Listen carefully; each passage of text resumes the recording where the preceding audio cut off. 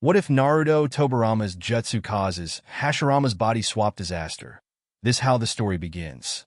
Knock, knock, come in. Tobirama mumbled as he maintained his focus on the countless, scattered open scrolls in front of him. Sitting cross-legged on the ground in his private room within the Hokage Tower, he avidly alternated between writing symbols on the large scroll in front of him and reading old scrolls that surrounded him. Tobirama listened as the wooden door slowly creaked open. "Tobi, are you creating new jutsus again?" Tobirama turned towards the familiar voice and met the gaze of his older brother, Hashirama, who was staring down at him with his arms crossed in front of his chest. In his right hand was a folded letter. Tobirama was uninterested in what his Hashirama could have possibly wanted. He turned back around to focus on his personal project and locked his eyes back on the scroll. Gripping his ink pen, he continued where he left off, writing a couple of symbols on the scroll. Hashirama sighed and slowly walked towards his brother, being sure to avoid stepping on the many opened and closed scrolls that were spread out across the room. "I need your input on this," Hashirama said as he unfolded the piece of paper in his hand. Ignoring his brother, Tobirama completed the last brush stroke of a given symbol and gently placed the ink pen on the floor beside him. Eyes closed, he brought his hands together to form the characteristic ram hand sign and started molding his chakra in hopes that he would bring his new jutsu to life. For the past couple of days, Tobirama has been trying to create a jutsu that would allow him to hear the minds of anyone within a specific radius. He's been fully invested in this new development and has barely taken any breaks throughout the whole process aside from eating, sleeping, and assisting Hashirama with his Hokage duties. Hashirama felt slightly hurt at the fact that his younger brother was not acknowledging him.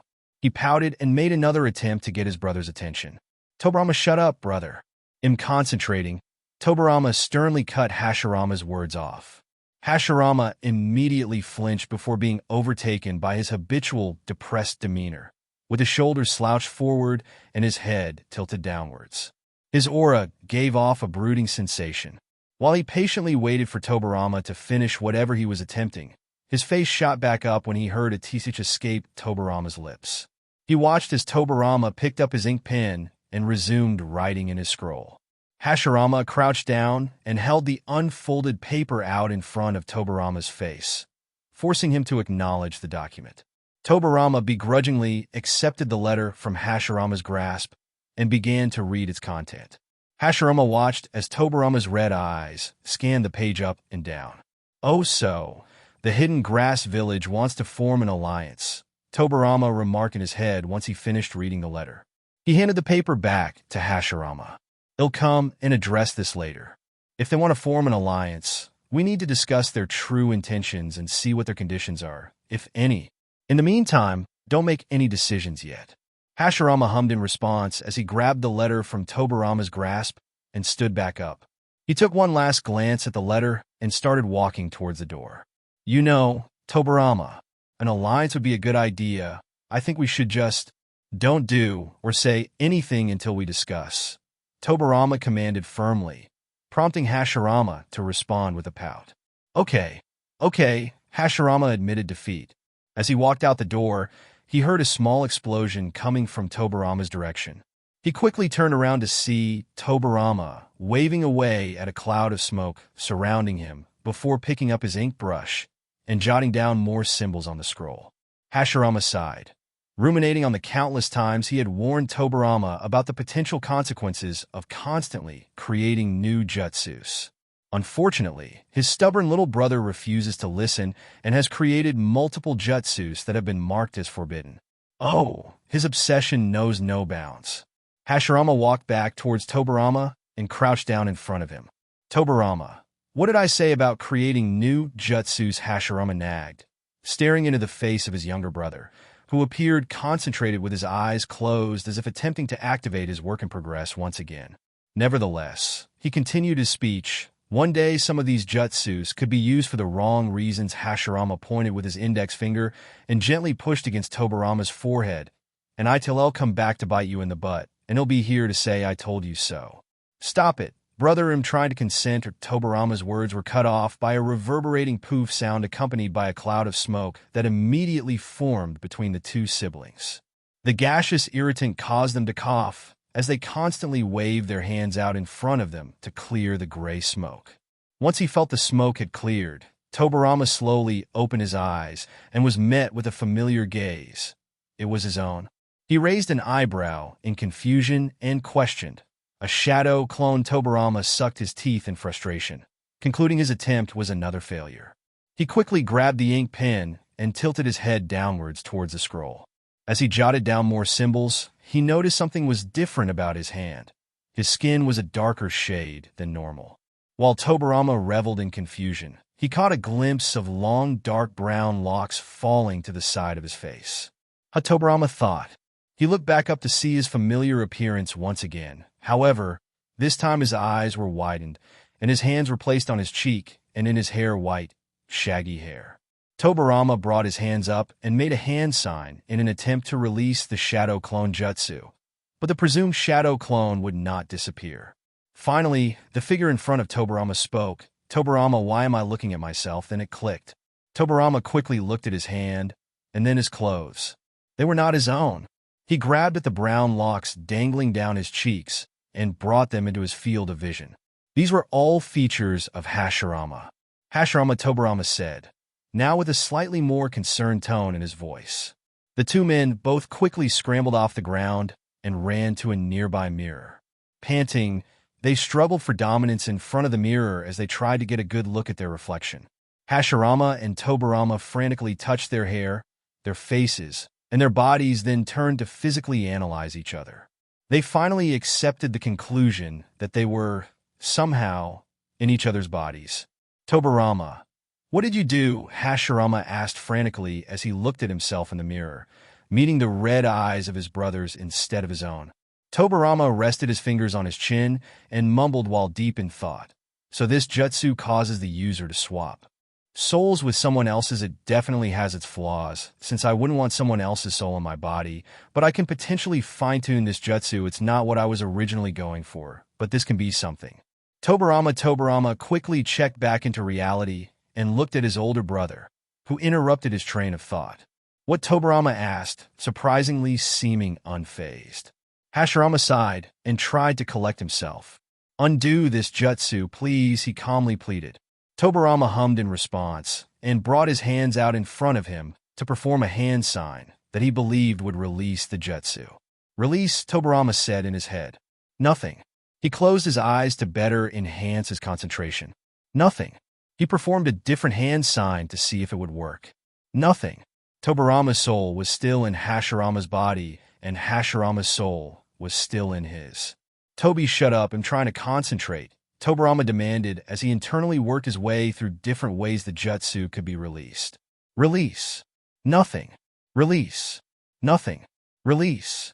Nothing." Hashirama grew impatient, anxious about being in an unfamiliar body with, from what it looks like, no means of escaping.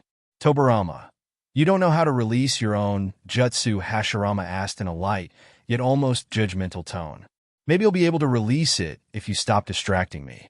"No, you just don't know how to release it, Tobirama." "Yes, I do. Now if you could just know you don't, otherwise you would have done it by now." "Why can't you just admit?" Before Hashirama could finish his sentence, Tobirama stormed off back to his private room. He carefully maneuvered his way around the dozens of scrolls laid out on the wooden floors and approached the scroll he had been working with earlier.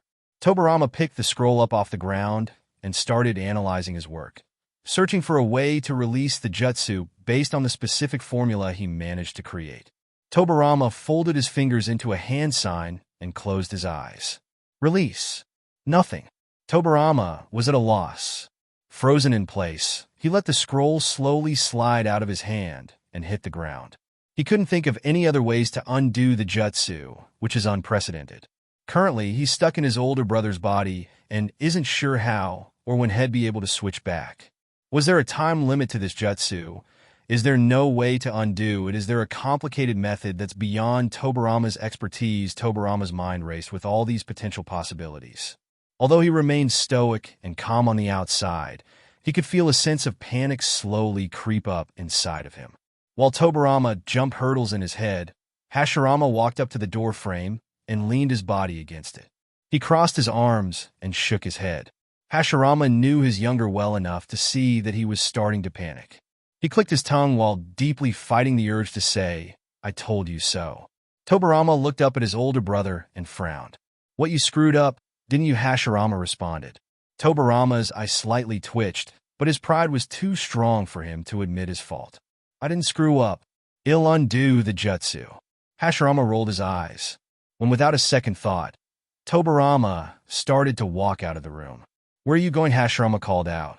"To your office, where the Hokage is supposed to be." Hashirama frowned. "And I wonder why he isn't," he said in a sarcastic tone, annoyed that Tobirama wouldn't admit he messed up. Hashirama followed Tobirama until they got to his office. Tobirama sat down in the navy blue chair behind the large mahogany desk and rested his elbows on the table. He intertwined his fingers together and rested his chin on top, escaping back into his thoughts. Hashirama came to a halt in front of his desk and slammed his palms against it while leaning toward Tobirama. "Since you can't undo the jutsu, now what?" Hashirama asked. "Now we wait." "We wait." Hashirama scurried to Tobirama's side and began an argument with his younger brother. In the middle of their bickering, they heard soft footsteps approaching, causing them to stop. Hashi, a red-haired woman with black eyes, slowly walked into the office. The two brothers immediately straightened up on their feet to acknowledge the woman's entry. Hashirama, who was speaking from Tobirama's body, opened his mouth. "Mito, you're not going to believe what happened." "It's me, Hashirama." Words were abruptly cut off as he felt an intense pressure against his toes. He groaned and doubled over in pain, seeing that Tobirama had stepped on his foot. "Mito, hello?" Tobirama added before Hashirama could say anything else. Mito furrowed her eyebrows in concern for her brother-in-law. "Tobirama, are you okay?" Hashirama groaned. Mito walked towards the front of the desk and held out a bento box. She looked who she thought was Hashirama in the eyes and said, "Hashi, you forgot your lunch this morning, so I brought it for you." "You're so forgetful." "Thank you," Tobirama responded in a stoic manner as he accepted the bento box from Mito's hands. Mito raised an eyebrow, sensing that something seemed off about her husband. Usually in this situation he would praise her and express great gratitude. However, this time he was calm, collected, neutral. She looked over at Tobirama's body, which was still hunched over in pain. "What's wrong with him?" Mito softly exhaled and turned back to Hashirama. "Try not to stay out too late." "Okay," Mito said as she shyly twirled a short strand of her red hair around her finger. Tobirama nodded and watched as Mito left the room and closed the door behind her. Hashirama shot up and turned to Tobirama. "What was that for? Why didn't you tell her what happened?" Hashirama asked. Tobirama calmly sat back down and started looking through the piles of paper on the Hokage's desk. He responded, "We must not let anyone know about this. It'll cause confusion and can throw the village into chaos." A look of bewilderment spread across Hashirama's face. "But it's Mito, my wife. She must not know either," Tobirama dismissed. He didn't want to admit it, but the main reason he didn't want people to know about their situation was because he was too prideful.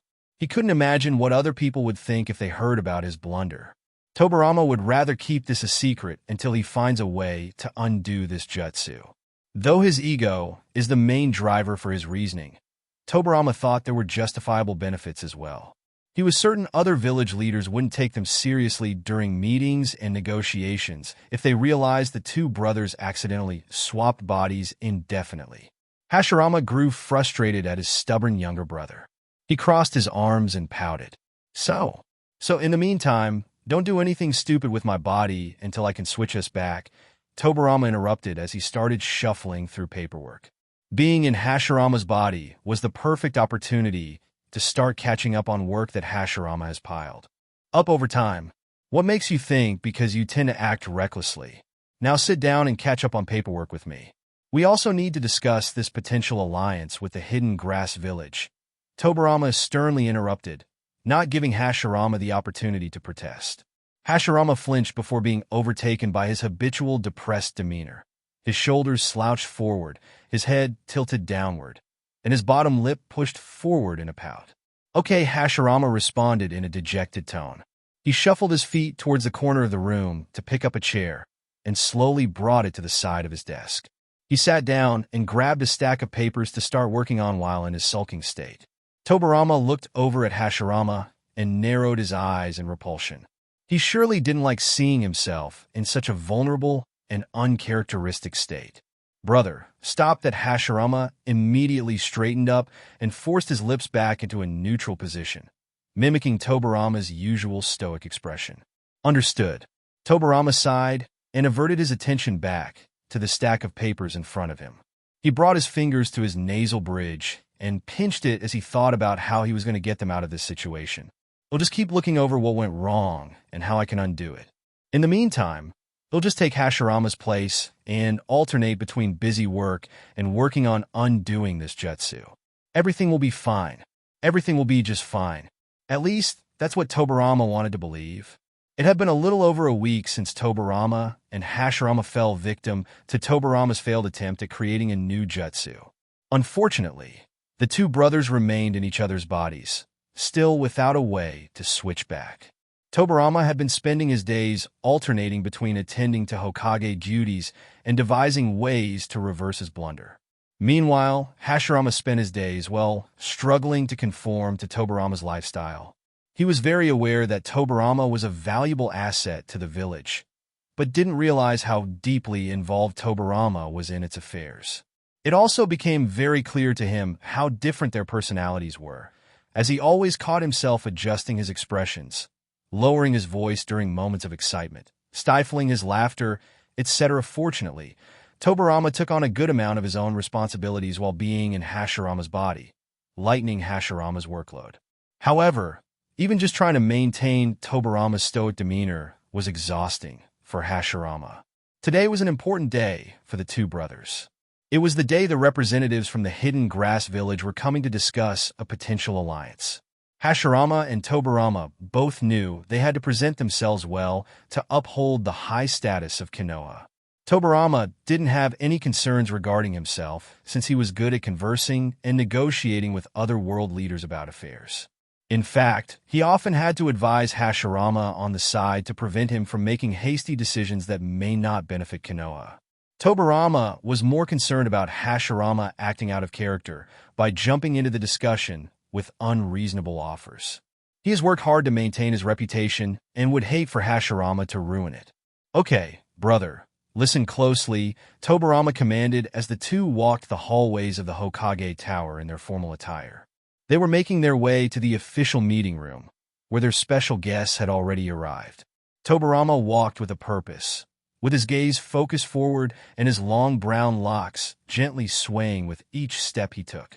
Hashirama followed closely behind him, listening intently to his younger brother's directions. "Since we've already discussed and agreed upon a stance, I will lead the conversation as Hokage. You are not to say a word during this meeting." "Understood." Hashirama subtly furrowed his eyebrow, dissatisfied at Tobirama's request. "But what if something comes up during this meeting that I would like to add to don't? It's unlikely that your opinions would come from someone like me," Tobirama responded in a monotonous tone. Hashirama pushed his lower lip out in a pout. What was that supposed to mean? He was unsure if Tobirama was insulting him or not. Hashirama placed a hand on Tobirama's broad shoulder, causing his younger brother to stop in his tracks and turn to face him. "Tobirama, I respect your commitment to this role, but ultimately, I am the Hokage no matter whose body I'm in. If something is said that I do not agree with, I wish to speak my mind." Tobirama's facial expression remained unchanged. "Don't worry, brother. My decisions are always made with the village's best interests in mind." Gently squeezing Tobirama's shoulder, Hashirama narrowed his eyes, displeased at Tobirama's response. Tobirama sighed. "Fine. If you wish to say something, nudge my shoulder and I will give you the floor." A smile slowly crept up on Hashirama's face. "But don't just blurt out your thoughts randomly," Tobirama warned. Hashirama nodded in understanding and released his hold from Tobirama's shoulder. They proceeded to the front doors of the meeting room and unconsciously adjusted themselves, straightening their backs, clearing their throats, and pulling their clothes to eliminate any folds. Upon entry, they were immediately greeted by their guest, a middle-aged man in a black formal kimono with long, dark green hair held back in a low ponytail and dark brown eyes. The man was accompanied by 2 male escorts who flanked his sides. The man bowed. "Lord Hokage, thank you for having me." Tobirama nodded in acknowledgement.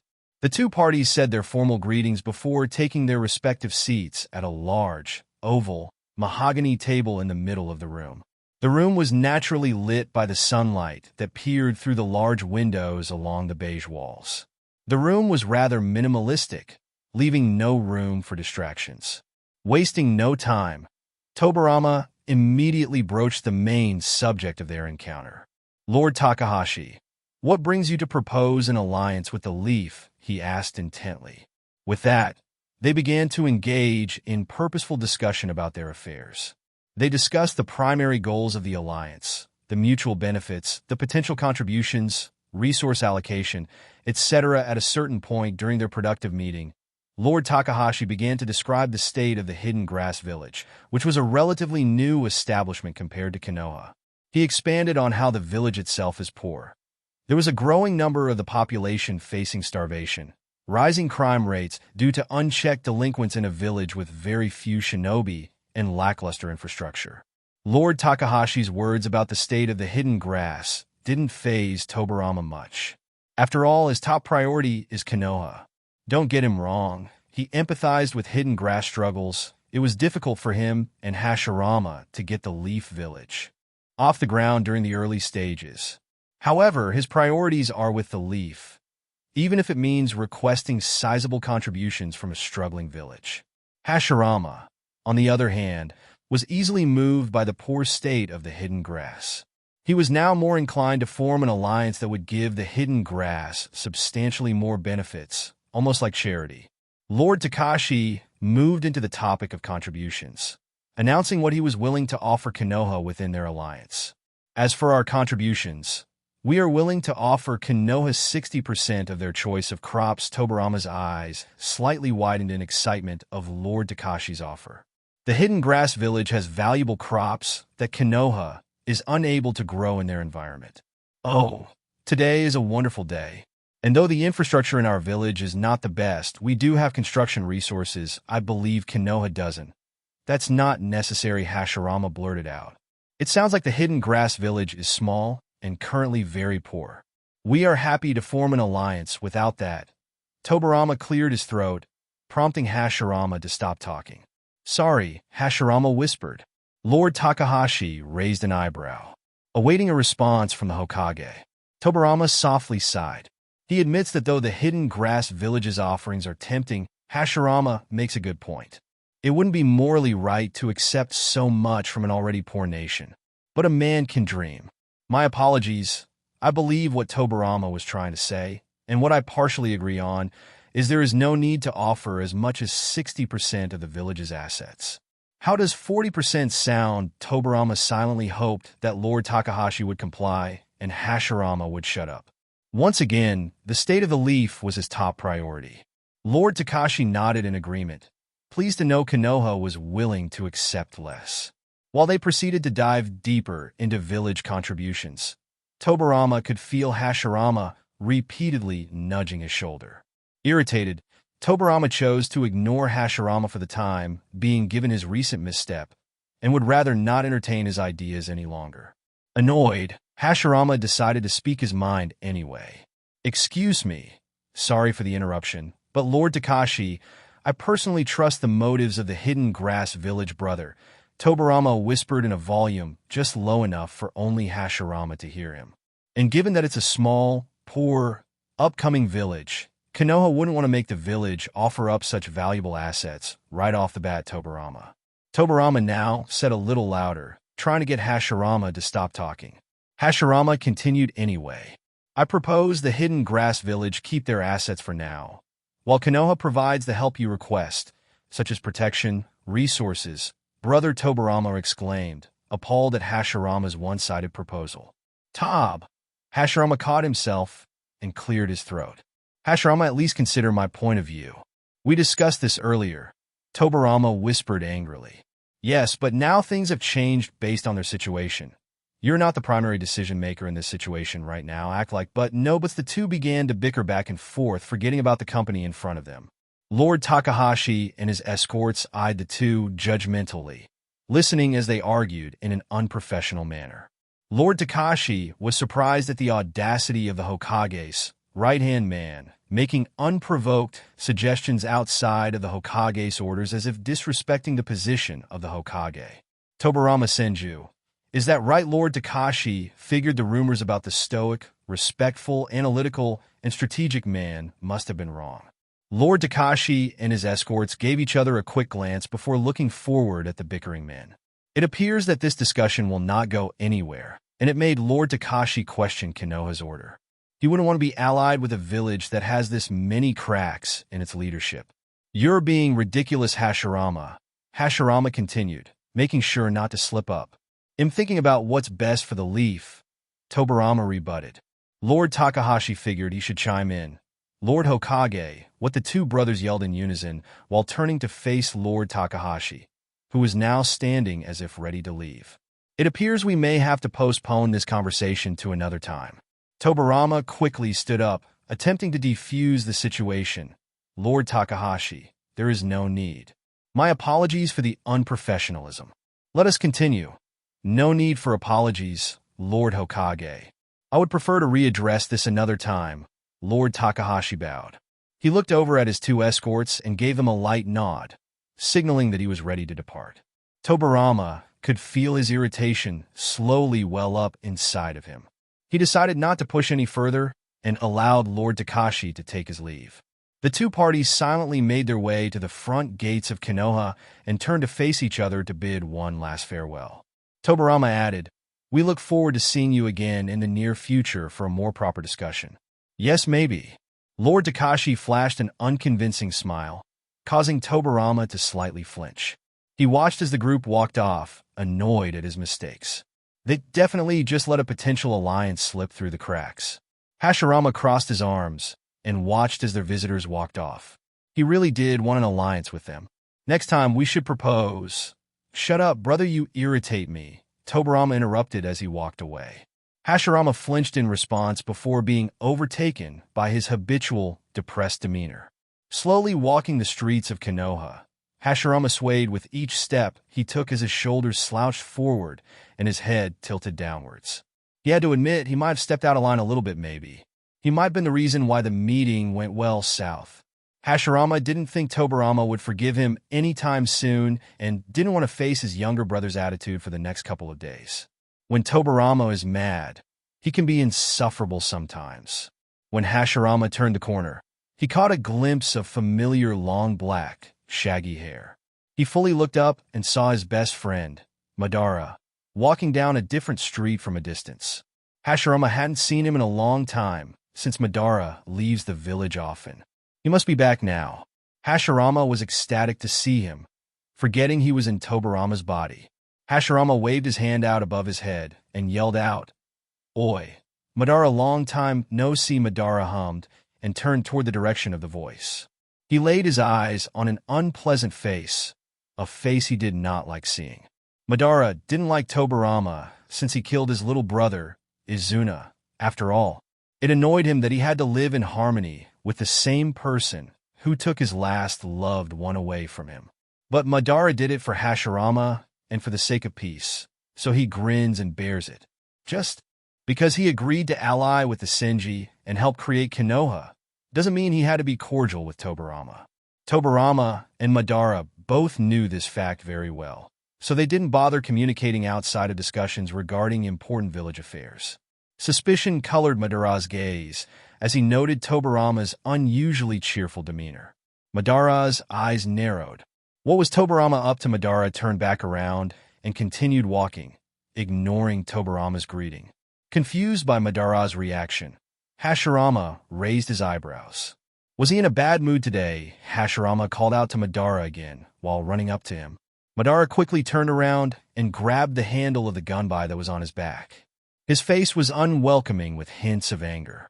Tobirama, what do you want? Madara questioned firmly. Hashirama flinched. He completely forgot he was in Tobirama's body. No wonder. He knew Madara disliked Tobirama. In an attempt to cover up his mistake, Hashirama stammered, "Whoa, my apologies. I just saw you were back, so I wanted to quickly greet you." as a citizen of Konoha. Hashirama nervously chuckled while he scratched the back of his head. Madara released his grasp on his gunbai and gave Hashirama one last glance before turning back around to continue his walk to the Uchiha compound. Ahaha, have a good one, Hashirama added before attempting to walk off. Madara paused. He recognized Tobirama's mannerisms and way of speech. The intonations in his voice, the nervous laughter, the way he scratched the back of his head, the way he greeted Madara. Wait, Madara commanded. Hashirama stopped in his tracks. He could feel the nervousness well up in him. Madara turned around and crossed his arms in disapproval. Hashirama, what are you doing? Hashirama kept his back turned to Madara, knowing his guilty face would give him away. He started to look around, pretending to locate someone. Hashirama, where did you see him? As he slowly walked towards the front of Hashirama, Madara gathered chakra in his hand and lightly tapped the top of Hashirama's head with the side of his palm. Despite the gentle nature of the tap, the impact was surprisingly harsh, causing Hashirama to groan and sit down on the ground, clutching his head. Madara sighed and placed his hand on his hip. Hashirama, really, what are you up to? How did you know it was me? Hashirama asked with a pout. Because you're a unique one. What was that supposed to mean? Hashirama wasn't sure if that was a compliment or an insult. Madara added, does Tobirama know you're walking around the village pretending to be him? Hashirama looked up in defense. This is all Tobirama's fault. He was working on a new jutsu and accidentally came up with one that caused our souls to switch bodies. He can't figure out how to undo it. So Eve been stuck like this for over a week now, and I have to act like him. So I don't give myself away. It's torture. I can't tell anyone this happened, so please don't tell anyone. Madara lightly chuckled. It's not funny, Madara. It's kind of funny, Madara responded with a smirk as he held his hand out. Hashirama gratefully took his hand and pulled himself onto his feet with Madara's support. The two of them began to walk together. And we were supposed to establish an alliance with the Hidden Grass Village today, but I'm pretty sure we dropped the ball with that. Oh, how so? I don't want to talk about it, Hashirama said with a dejected tone. Madara chuckled again. Do you need me to personally go over there and rebroach the topic? Hashirama quickly denied. No. That won't be necessary. I'll try to make amends once I get my body back. He appreciated Madara's offer. Madara was a kind and intentional man, but sometimes his actions can come off as a bit harsh. Madara shrugged, quickly letting it go. He then added, this is quite uncharacteristic of Tobirama. What is his inability to reverse his own jutsu? I admit he's very skilled. I wouldn't have expected this from him. Hashirama sighed. Yeah, that's why he doesn't want anyone to know about this. Madara hummed in response. Hashirama then added, by the way, Madara, it's been a while. Maybe we can catch up over drinks, he said as he mimed drinking sake with his hands. Madara took a moment to consider it before turning his head towards Hashirama. Maybe when you switch back, he said, narrowing his eyes. The sight of you angers me. Hashirama flinched, fully understanding Madara's sentiment. He acknowledged Madara's request. Soon after, they said their goodbyes and went their separate ways. Hashirama slowly walked the streets of Konoha once again, doing everything in his power to stall his arrival at the Hokage Tower. He really didn't want to face Tobirama again. As he approached the street that led directly to the tower, Hashirama spotted a familiar figure sitting on a nearby bench, his wife. He was about to call out to her, but quickly refrained, remembering that he was still, in fact, in Tobirama's body. Looking at Mito more intently, Hashirama noticed a saddened expression on Mito's face. He adjusted himself, putting on his best Tobirama act, and walked up to his wife. May I sit? Mito looked up at Hashirama and nodded in approval. She scooted toward the side until there was just enough space for Hashirama to sit. For a moment, there were no words said between them. Mito appeared lost in thought, gazing downwards at the ground. Is something bothering you? Hashirama finally broke the silence. Mito initially hesitated to open up to who she thought was her brother-in-law, but ultimately said, Hashirama has been acting different, and he hasn't been home in over a week. I'm starting to worry, and I know I shouldn't be thinking this way, but what if he doesn't love me anymore? Mito's voice trailed off. That's not true, Hashirama accidentally blurted out, which startled Mito. She didn't expect that to come from Tobirama. Hashirama lowered his voice and spoke calmly. My apologies, but I'm sure that's not the case. I'll talk to him. Shaking her head, Mito urged him not to worry about it. She didn't want to bother Tobirama with their relationship. However, Hashirama insisted and stood up with a purpose. He reassured Mito that he would address it and walked off without giving Mito the chance to object. Hashirama soon found himself storming into the Hokage's office with the courage to finally confront Tobirama after the meeting this morning. "What is it?" Brother Tobirama asked, annoyed. "Why haven't you gone home?" "What to Mito? Why haven't you gone home to Mito? I saw her sitting alone earlier looking depressed, and now she's questioning my love for her." Tobirama slightly pushed his lower lip forward. He was avoiding going to Hashirama and Mito's house. He felt that it was awkward to pretend to be a husband and didn't want to put himself in that situation. Hashirama added, "If I have to walk around upholding your image, you have to uphold mine and go home to see Mito." "Well, you're not doing a very good job at that," Tobirama rebutted, still annoyed at the events of this morning. Hashirama brushed it off and continued, "That's not my point. My point is, she's your wife, so you should at least go home to her." Tobirama sucked his teeth. "She's your wife, not mine." "Well, you're in my body. I didn't ask to be in your body." Hashirama cocked his head to the side, bewildered at Tobirama's protest. "And whose fault is that? Fine, I'll see her tonight," Tobirama said in begrudging defeat. Hashirama nodded. He didn't like seeing his wife in that state. Surely, she feels lonely and neglected, and he didn't blame her for feeling that way. He is usually a very loving husband, one who provides and caters to her needs, whether it's emotionally, socially, financially, and Hashirama then flinched. "But Toby just don't do anything." Hashirama struggled to finish his sentence as he thought about his and his wife's bedroom activities. He could feel his cheeks grow hot as a result. Unfazed, Tobirama stood up and started heading out towards the door, intending to go to his private room to work on his quest to undo the jutsu. Before exiting the room, he added, "Don't worry, I don't want to have sex with your wife." Hashirama sighed in relief. Then it hit him. What did Tobirama mean by that was his wife, not desirable? Wait, Tobirama. What's wrong with my wife? Before Hashirama could get an answer out of him, Tobirama had already left the room.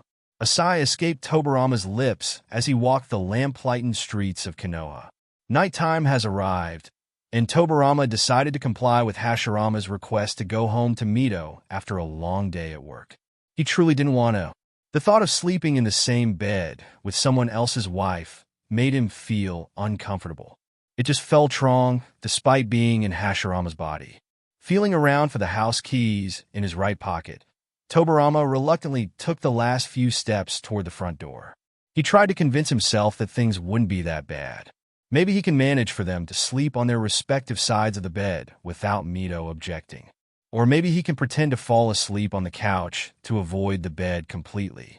Tobirama recollected himself, preparing to put on an act to ensure he successfully mimics Hashirama's mannerisms and speech intonations. He slid the key into the keyhole and unlocked the front door.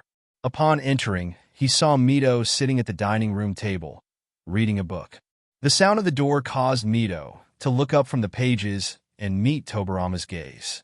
Her eyes initially widened, followed by the gradual curving of her lips into a smile. "Hashi, home," Tobirama said, forcing an enthusiastic tone. Mito softly squealed and stood up in excitement. She trotted towards Tobirama and wrapped her arms around his neck into a big hug. "Ibe missed you," Mito exclaimed as she leaned in for a kiss. To her surprise, her kiss met Tobirama's cheek instead as he managed to tilt his head just in time to avoid a direct kiss. Mito quirked an eyebrow and slowly slid her hands from around Tobirama's neck and down to his chest. "How was your day?" Mito asked softly. "It was good." "Long," Tobirama responded as he gently grabbed Mito's hands and lifted them off his chest. "I'm gonna go shower now, darling." With that, Tobirama began to walk off, allowing Mito's hands to slowly slide out of his grasp. "Darling," Mito questioned in her head as she turned to watch her husband walk towards their shared bathroom. He usually doesn't call her that. Tobirama quickly entered their bathroom and shut the door, letting out a sigh of relief. He tried to encourage himself to make it through the night. All he had to do was shower and go straight to sleep, not leaving any room for small talk or physical contact. Tobirama proceeded to freshen up in the bathroom, brushing his teeth and showering to wash a day-long's worth of work away. He could feel his tense muscles slowly relax as the hot water graced his body. After exiting the shower, he brushed his long, brown hair, unsure of how Hashirama could walk around living with this every day. It's just too much hair. He definitely missed his short, shaggy hair, low maintenance, and much more convenient. Tobirama put on some loungewear and exited the bathroom into the hallway, advancing cautiously to avoid drawing attention towards himself. He looked around to see that Mito was nowhere to be found. Mito no response. Tobirama sighed and made his way to their shared bedroom. Maybe she stepped out, he thought. He collapsed onto the large mattress, with his back against the soft sheets and his gaze facing upwards towards the ceiling. He was exhausted. Soon, Tobirama could feel the sleepiness threaten to take over. His eyelids felt heavy, and he slowly began to succumb to the inevitable slumber. However, that was until he could hear soft footsteps approaching the bedroom. A wave of disappointment hit him. Of course, it was too good to be true. Hashi with his body remaining on the bed, Tobirama slowly lifted his head and looked forward. He saw Mito, who was standing at the bedroom entrance with one hand resting against the door frame and the other entwined within her long, red locks, which fell graciously down the side of her body. Her cheeks were reddened, and her pink lips were slightly parted. Mito stared at Tobirama with sultry eyes while she slowly ran her fingers through her hair. Tobirama slowly scanned Mito, taking in her sight. She wore a lacy green bra with matching panties that gracefully adorned her curvy. Had to admit, she was very beautiful. Mito could notice her husband gazing at her, which prompted her to seductively run her hand over her bra, down her waist, and around her hip. "Do you like what you see?" Mito inquired. Tobirama laid his head back down on the bed and closed his eyes. This was probably the worst-case scenario he thought of before coming home. He cursed. "Why do I have to go through this?" Tobirama thought. He could hear Mito slowly walking towards the edge of the bed. "Do you?" she asked again. "Mito, I know you do," Mito interrupted as she slid her fingers into her mouth and swirled her tongue around them. Once wet, she removed her fingers from her mouth and slowly brushed them along Tobirama's bare toes. "You gotta be kidding," Tobirama thought. Mito slowly got down on her knees and grabbed Tobirama's right foot. She gently tucked some of her hair behind her left ear, brought his toes to her mouth, and began to slowly lick his digits. Tobirama fought every urge to accidentally kick Mito. He didn't like this. He didn't like this at all. He especially didn't like going through this and learning about his older brother's kinks. However, Tobirama's pride was too strong, and he wasn't going to let this derail him. If he had to get through a toe-sucking session to satisfy Mito before going to bed, then so be it. Thus, Tobirama bared it as Mito continued to tease his toes with her tongue. She then stuck his toes into her mouth and began to suck, letting out soft moans. Tobirama clenched his jaw. "Somebody, please kill me," Tobirama thought. His agony ended quicker than he expected, as he felt Mito release his toes from her mouth. Mito slowly began to crawl onto the bed and hover over her husband's body. A wave of confusion hit her as she made her way up. Usually, her husband is noticeably aroused by now, but he didn't appear to be. Maybe he really has been stressed. She figured she could help relieve some tension. Tobirama opened his eyes to meet Mito's lustful gaze. Her red hair fell down the side of her face and onto the bed, creating a curtain around Tobirama's head. "Like I said, Hashi, Eve really missed you," Mito said as she slowly ran her hand up Tobirama's chest. "And I'm sure you and Woody miss me too," she added as she leaned her body back while caressing down Tobirama's stomach, meeting the band of his pants. "We don't tell me that's the name of his," Tobirama cursed. He could have gone his whole life without knowing that. "I hate my life." Tobirama noticed Mito was going to take things further. He could tell Mito had been longing for her husband's touch. He felt guilty, but wasn't one to act against his morals. In an attempt to stop things from progressing further, Tobirama began to sit up. "Mito, I'm actually pretty tired. It's been a long," before he could finish his sentence, Mito pressed her hand against Tobirama's chest, pushing him back onto the bed. She leaned down towards Tobirama, brushing her parted lips against his ear. "Don't worry, Big Papa. He'll do all the work," Mito whispered as she ran her hand over his crotch and rubbed against it. Tobirama's breath hitched at the sudden jolt of pleasure that radiated through his body. He quickly sat up and grabbed Mito's wrist, catching her by surprise. Actually, I just remembered I forgot to do something at work. I need to go back to the office. Mito softly groaned in protest while she slowly slipped a bra strap off her shoulder. Tobirama watched as it slid down the side of her arm. Can it wait until tomorrow? Mito asked in a husky tone. There was a glint of mischief in her eyes, and she carefully traced the jawline and lips of her husband with her gaze. Avoiding eye contact, Tobirama gently grabbed Mito's bra strap and readjusted it back onto her shoulder. It can't. I need to send out an important message tonight so that it will arrive at its destination by tomorrow morning. He lied, refusing to yield to Mito's charm. Mito pouted, displeased at her husband's excuse to leave. Tobirama took the opportunity to direct Mito off him. He swung his legs over the side of the bed and stood up before walking towards the door.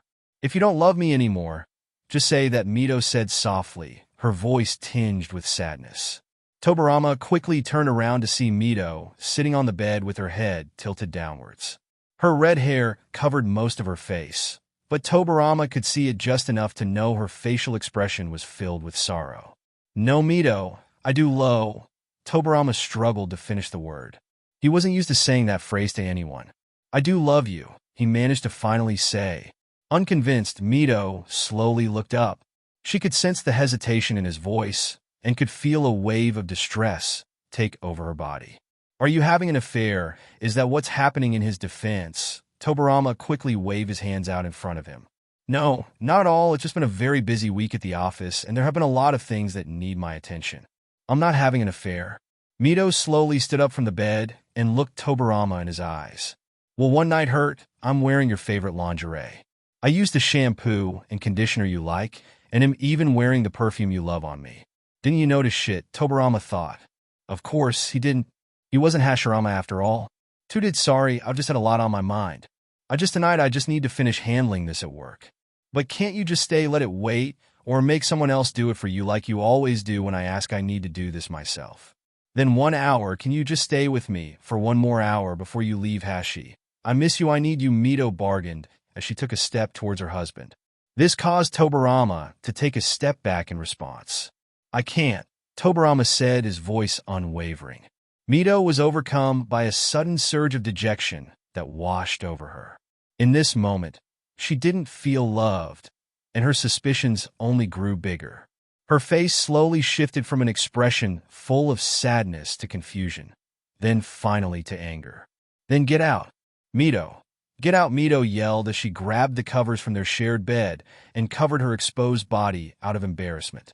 LCUL, get out, Hashirama. With that, Tobirama quickly scurried out of the room and to the front door. He slipped his shoes on and exited the house, closing the door behind him. Leaning his back against the door from outside, Tobirama let out a sigh. He hated that he had to do Mito like that, but he couldn't spend another minute in there. Soon enough, the sound of soft whimpers reached Tobirama's ears.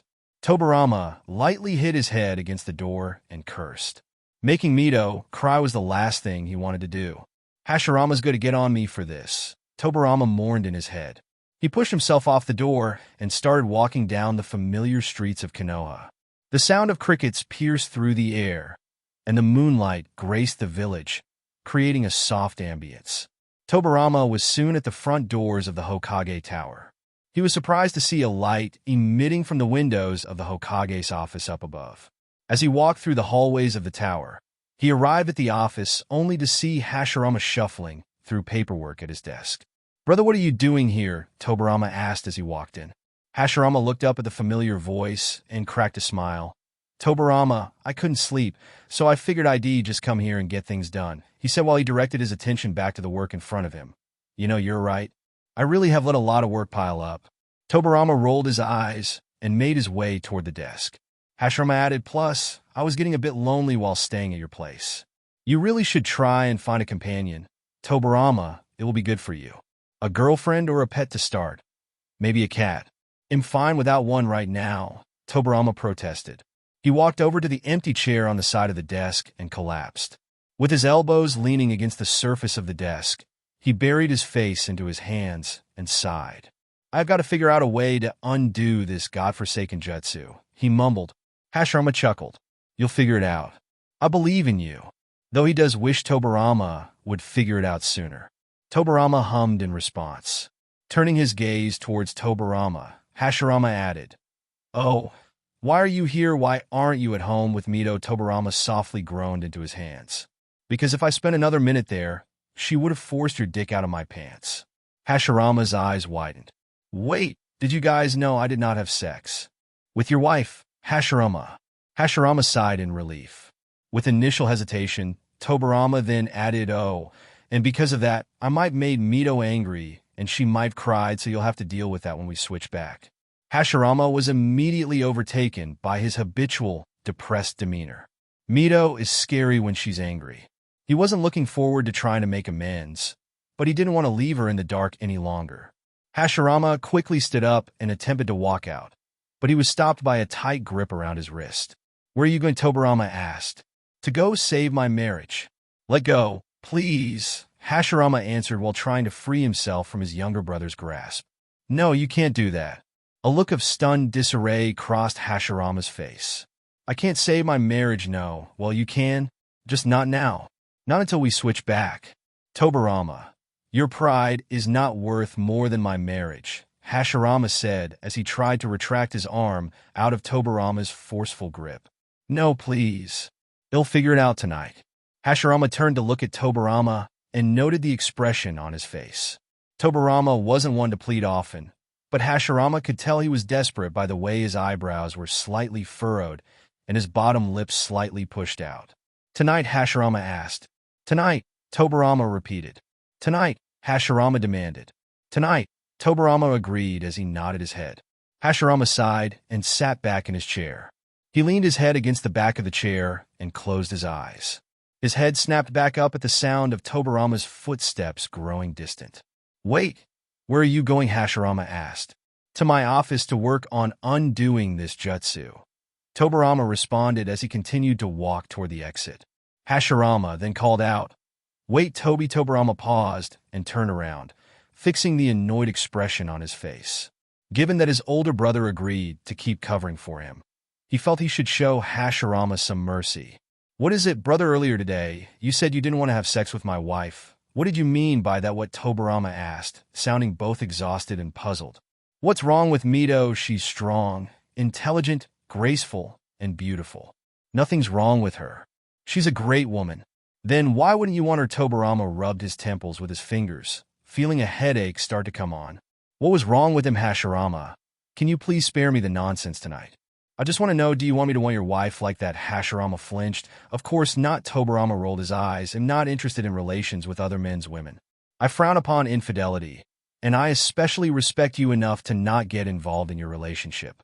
Hashirama's gaze softened with a tender, affectionate glimmer, reflecting his delight at the words that touched him. "Toby, you're a good man. I knew I raised you right." Tobirama rolled his eyes once again and continued to make his way towards the exit. Before he took a step out the door, he stopped and turned around. "Oh, and Brother Toe sucking Big Papa Woody really?" Hashirama's face instantly grew hot. His cheeks flushed with color, and his thoughts became muddled. He began to stutter, embarrassed that Tobirama learned about him and Mito's exclusive bedroom affairs. He couldn't find the words to defend himself, and instead resorted to dropping his head down to his desk in embarrassment. Tobirama shook his head before walking out of his office. In all honesty, he didn't care what his brother, or people in general, had going on in the bedroom. He wasn't one to judge, and believed everyone had their right to their kinks, fantasies, and nicknames as long as Tobirama was never involved ever again.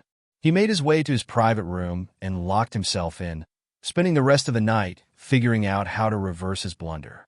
Oh, and by the way, Tobirama never really did figure out how to undo the jutsu that night. Ha ha ha ha. Hashirama's booming laughter filled the bustling pub. He took a swig of his sake and slammed the cup down on the table, exhaling after he swallowed the alcohol. It had been a couple of days since the incident with Mito, and the two brothers still had not been able to switch back. The morning after, Hashirama threatened to tell Mito everything, but submitted to Tobirama's plea. He had a difficult time going against his younger brother's wishes, especially when Tobirama shows uncharacteristic desperation. Will Hashirama regret not telling Mito the truth? Probably, but the damage has already been done. What's a couple more days? Hopefully only a couple more days. In the meantime, Hashirama tried to use other outlets to de-stress, and if that involved drinking, then so be it. Hashirama was thoroughly enjoying himself at the pub, gambling and drinking with strangers he had just met that night. He ran his hand through his short, white locks and sighed as he tried to keep his composure. He definitely drank more than he intended to tonight. His body swayed, and his speech was slurred from the influence of the alcohol. However, he was enjoying himself, and it's the least he could do while dealing with the bull his younger brother is putting him through. You know, Tobirama, I didn't think you had it in you, a gentleman about the same age as Hashirama said as he shuffled a deck of cards in his hand. Never thought I'd see you here enjoying yourself, he added before laughing out loud, also under the influence of alcohol. Through his laughter, Hashirama responded, "Don't underestimate me." He threw his arm around Reese's neck and raised his cup in the air. The two men collided cups before taking a swig of their drinks and continuing with their laughter. There were other men sitting at the table laughing with them. Dim, soft lights illuminated the pub, creating a warm ambience. Multiple stacks of poker chips were spread across the table, with each pile sitting by their respective owners. The men had been gambling and drinking all night, enjoying their time together in the age of peace. The liveliness of the place was what made Hashirama initially walk in, but he quickly fell victim to the pub's welcoming embrace and his gambling addiction, leaving him no hope of turning back. "Yoshi, another game," Hashirama announced through slurred words while lifting his already refilled cup full of sake once again. His body swayed, causing him to quickly brace himself with his hand against the table so as not to lose his balance. "Are you sure? Tobirama, you've been having a bad night." Ray laughed while dealing the shuffled cards in his hand. He was amused that the usually restrained man lost the majority of the games, along with the majority of the money he brought with him. Hashirama threw the sake back into his throat and swallowed before slamming the cup back down on the table. He looked at Ray with narrowed eyes, peering through the curtain of his white lashes.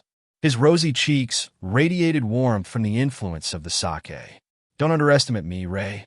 I'm just getting started," Hashirama warned as he pushed forward the last of his remaining poker chips. He picked up the cards that were dealt to him and smirked. "Surely he'll win this round." Ray quirked an eyebrow, holding back a snicker. They proceeded with the game. "Raise. Call. Call." Ray dealt the flop. "I'll bet another 10. Call." Ray flipped the turn card.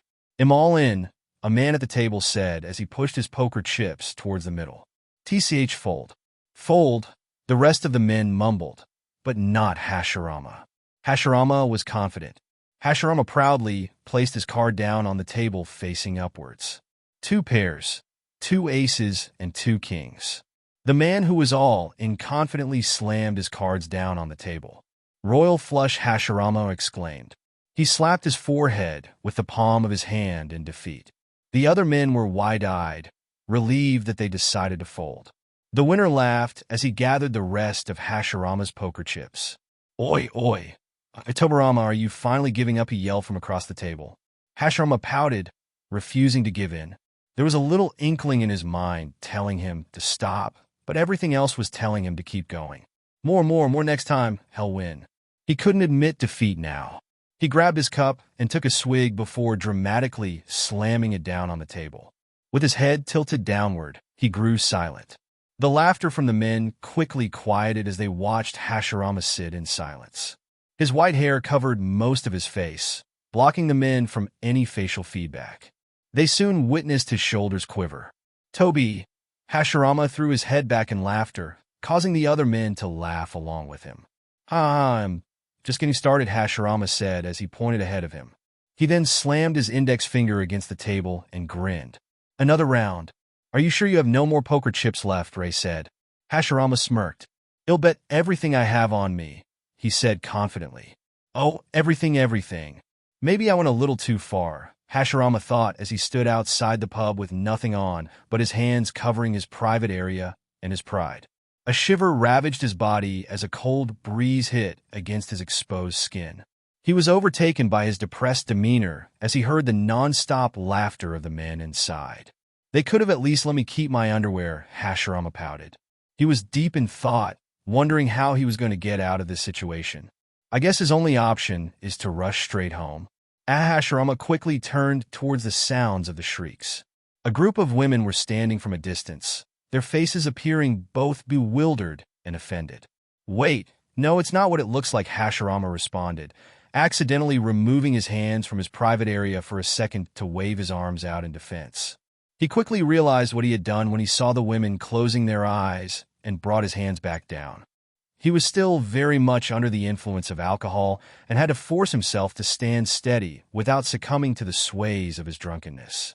Pervert, an orange-haired woman, yelled as she blindly threw her bag at Hashirama with her eyes closed. Hashirama knew there was probably no explaining his way out of this and opted to run away, making sure to keep his privates covered with his hands. The streets of Konoha were busier than usual, so he found himself weaving through multiple people who regarded him with rude remarks, gave him dirty looks, and covered their eyes.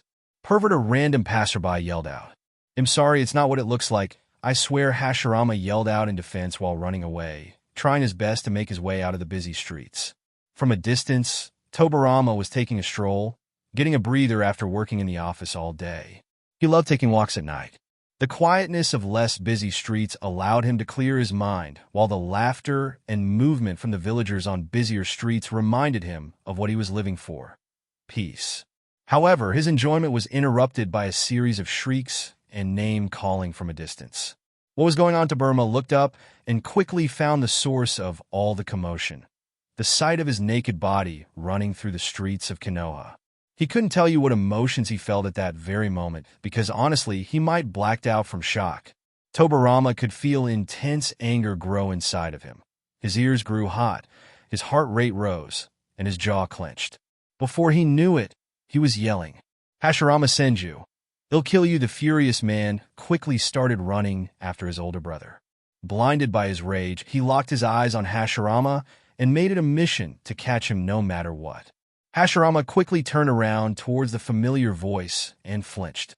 Oh no, today might be his last day alive.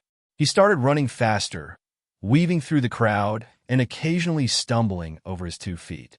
He was too drunk for this. He tried to call out, "It's not what it looks like." Tobirama refused to make out anything Hashirama said. He was fuming, and he had tunnel vision. He didn't care what anyone around him was thinking. His image nor his composure no longer mattered in this very moment. He might just kill his older brother tonight. Hashirama ran, thinking of ways he could escape Tobirama. I gotta get out of here. What's his jutsu again? Flying Thunder God, Flying Thunder God, Flying Thunder God, Hashirama thought, as he tried to use Tobirama's teleportation technique to escape the crowd and his younger brother. He tried desperately to imagine Tobirama's home, or anything really, anything but here. But nothing was working. Come on, Flying Thunder God, Flying Thunder God, Flying Thursday. Hashirama suddenly teleported in front of the Konoha Police Department, where he ran into a group of Uchihas, his friend Madara standing among them.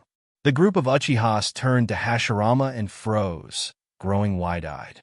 Hashirama froze, later realizing where he had accidentally teleported to. They both stared at each other in silence. Hashirama could feel his cheeks grow hotter in embarrassment as he realized he was standing naked as Tobirama in front of a group of Uchihas. He screwed up big time. "Tobi," Hashirama Madara thought, shocked at the sight of him. "That's not what it looks like. You didn't see me here." Hashirama finally managed to break the silence before quickly running off. The Uchihas slowly turned their heads, watching Hashirama grow farther and farther away from them. An Uchiha questioned as he rubbed his eyes. "Am I using my Sharingan too much?" he thought as he raised his gaze back at Tobirama's naked body running off. Soon after, Tobirama slid to a halt in front of the same group of Uchihas. His furrowed eyebrows and pursed lips gave off an angered look that wasn't commonly seen on the characteristically cheerful Hokage. Whereas the group of Uchihas immediately pointed to their left, and Tobirama quickly took off in that direction. Madara burst into laughter. He covered his mouth with his hands in an attempt to stifle it, but there was no hope. This was pure gold. Lord Madara Hashirama could hear Tobirama running after him. He's fast. Panic ravaged his body as he tried to teleport again. He needed to escape Tobirama's wrath. He closed his eyes and tried to concentrate, with the goal of teleporting home. However, instead of home, he opened his eyes to find himself at a training ground where he saw two of his young students, Hiruzen Sarutobi and Danzo Shimura. As Sensei Hashiran questioned in disbelief, his eyes growing wide. "It's not what you think," Hashirama yelled before suddenly disappearing again. Hiruzen turned to Danzo and weakly placed his hand on his shoulder. "I'm so tired I think I'm starting to see things. Let's call it a night." Yet Danzo responded, but he was 100% confident that he was not seeing things, and that was in fact their master. Tobirama continued to chase down Hashirama, who kept disappearing here and there with his teleportation technique. He had to admit, Thunder Flying God was one hell of a jutsu he created. Tobirama cursed in his head, annoyed at his inability to catch Hashirama. His ears felt so hot, you would have thought there was steam blowing from them. After running around in circles, Tobirama found himself back in the crowded streets of Konoha. When he gets his hands on him, he quickly turned to two villagers and asked, "Where's Hashirama?" The two villagers looked at each other in confusion before turning their gaze back to their Hokage, Lord Hokage. Before they could finish, Tobirama already ran off towards the sound of a nearby shriek. He soon found himself in a clearing and cast a jutsu that grew a tree, elevating himself off the ground and into the air. He scanned the scene around him, looking for his idiot older brother. "Where is that bastard? I'm going to kill him." Meanwhile, Hashirama was still running for his life, teleporting to who knows where. Each teleportation landed him in a troubling situation accompanied by shrieks, screams, and rude remarks. "I'm sorry, pervert is not what you think, oi oi. Get out of my shop, I just need clothes, please." Though Hashirama was too drunk to think straight and kept running aimlessly. Suddenly, he was in an onsen. He didn't fully realize where he teleported to, causing him to accidentally run into the women's bath and fall into the hot water filled with multiple women. Shrieks immediately ensued as the women covered themselves. Pervert! Hashirama quickly pulled himself out of the steaming, hot water and waved his hands in defense. "It's not what you tea." Hashirama was quickly met with a bombardment of wooden buckets thrown at him by the women in the bath. Hashirama shielded himself and ran out, finding himself in the hallways of the bathhouse. Hashirama looked around in search for something to use to cover up. Clothes he found where they kept their robes and quickly slipped one onto his soaking wet body before running out of the onsen. "Hey, you can't just take that," an old lady, who looked like a worker, called out. Hashirama turned around and clapped his hands together in a plea. "I'm sorry, ill return it," he said with an apologetic smile. He refocused on his path and continued running as his wet, white locks slapped against his rosy cheeks. Since he was covered up now, there was no point in trying to teleport again. Hashirama focused on running straight home. He could feel some hesitation in that reasoning. If he were to return home, Tobirama would definitely find him. He didn't want to be caught by Tobirama, especially while he was in Hashirama's body, a body slightly stronger than his. And so Hashirama kept running past the direction of his home, thinking of where he could hide for the night. As he ran down the busy streets of Konoha, he felt a tug at the back of his robe before feeling his body get pulled into a hidden alleyway between two buildings. He turned around to see Madara staring at him disapprovingly with crossed arms. "Madara, it's not what it looks like." Oof! Hashirama realized he had been saying that line all night. There was no explaining it. Feeling defeated, he slouched down into a sit and took the time to catch his breath. "Hashi, what are you doing?" Madara asked sternly. Hashirama was immediately overtaken by his depressed demeanor. "It was an accident. They took my clothes." "Who took your clothes?" "The guys at the pub." Why? Hashirama bit his lip out of embarrassment and twirled his index fingers around each other, feigning innocence. "I lost the game." Madara sighed. "Gambling again, really, Hashirama?" Hashirama clung onto Madara's leg. "Madara, you don't understand. I'm pretty sure they cheated. I would have had that one." "Who gets a royal flush without cheating?" He spoke through slightly slurred words, still under the influence of all the alcohol he drank earlier. "Are you drunk?" "No." Hashirama lied. Madara sighed once again. "Remember the last time you got this drunk while gambling?" Hashirama pouted. He vividly remembered what happened. They were together in a different village, enjoying themselves after a successful negotiation. Let's just say it was way worse than tonight. Ever since that day, Hashirama had made Madara promise not to tell anyone about it. Madara added, "You're the Hokage. For goodness sake, you can't keep getting into these situations." "I'm not the Hokage." Right now, Madara rolled his eyes and quickly grew uncomfortable at the feeling of Hashirama wrapped around his leg. He attempted to shake his drunken friend off. "Hashirama, let go." "God, and why are you wet?" Hashirama sulked, remembering the encounter he had at the bathhouse. "I don't want to talk about it." He let go of Madara's leg and leaned his back against the building. "Oh, why are you still out and about this late?" Anyway, Madara crossed his arms and leaned against the building. "Well, I'm helping the police force, and it's been a long night. We keep getting reports of a perverted maniac on the loose," he said in an accusatory manner. "What really, where, who?" Hashirama asked as he looked up with genuine curiosity and concern in his eyes. Madara's eyes narrowed, locking his gaze with Hashirama. Then it clicked for the drunken man. "Oh, yo, Hashi," Madara sighed, torn between whether it was worth lecturing him or not. "Go home." He opted not to bother. Hashirama panicked. "I can't. Tobirama will find me there." "I'll find you anywhere. Let me stay at your place tonight, just until he leaves the village tomorrow morning for a meeting," Hashirama pleaded. "Forget it. Please no." Madara attempted to walk away, but Hashirama grabbed his wrist, stopping him in his tracks. "Hashi, please." They fell into a tense stare down, the air thick with unspoken words. Madara looked at Hashirama. Hashirama looked at Madara. They continued to stare at each other for what seemed like hours, as the sounds of the bustling streets surrounded them. And Madara kept looking at Hashirama, and Hashirama kept looking at Madara, neither of the two yielding from their resolve. "Thank you, Madara, I owe you one," Hashirama said as they entered Madara's home. "Whatever," Madara responded begrudgingly. He never wanted to be seen heading home with Tobirama. Even though Hashirama wasn't Tobirama in spirit, he was Tobirama in the flesh, and that still managed to irritate him. But Hashirama was stubborn and persistent. Madara knew Hashirama was going to follow him home regardless, and he didn't feel like putting up a fight with the drunken man tonight. As Hashirama walked into the living room, he could feel his body slightly sway. He made his way to Madara's couch and was about to sit. "Don't you dare sit on my couch in your filthy, wet clothes," Madara warned. Hashirama froze in a somewhat squatting position, using every fiber in his muscles to not collapse onto the sofa. He could feel his legs shaking as he slowly stood up to a stand and sighed. "Safe." Madara sucked his teeth and went to the bathroom to grab a towel and toiletries for Hashirama to use for the night. He returned and threw the towel on Hashirama's head. "Get showered first. I'll give you a change of clothes."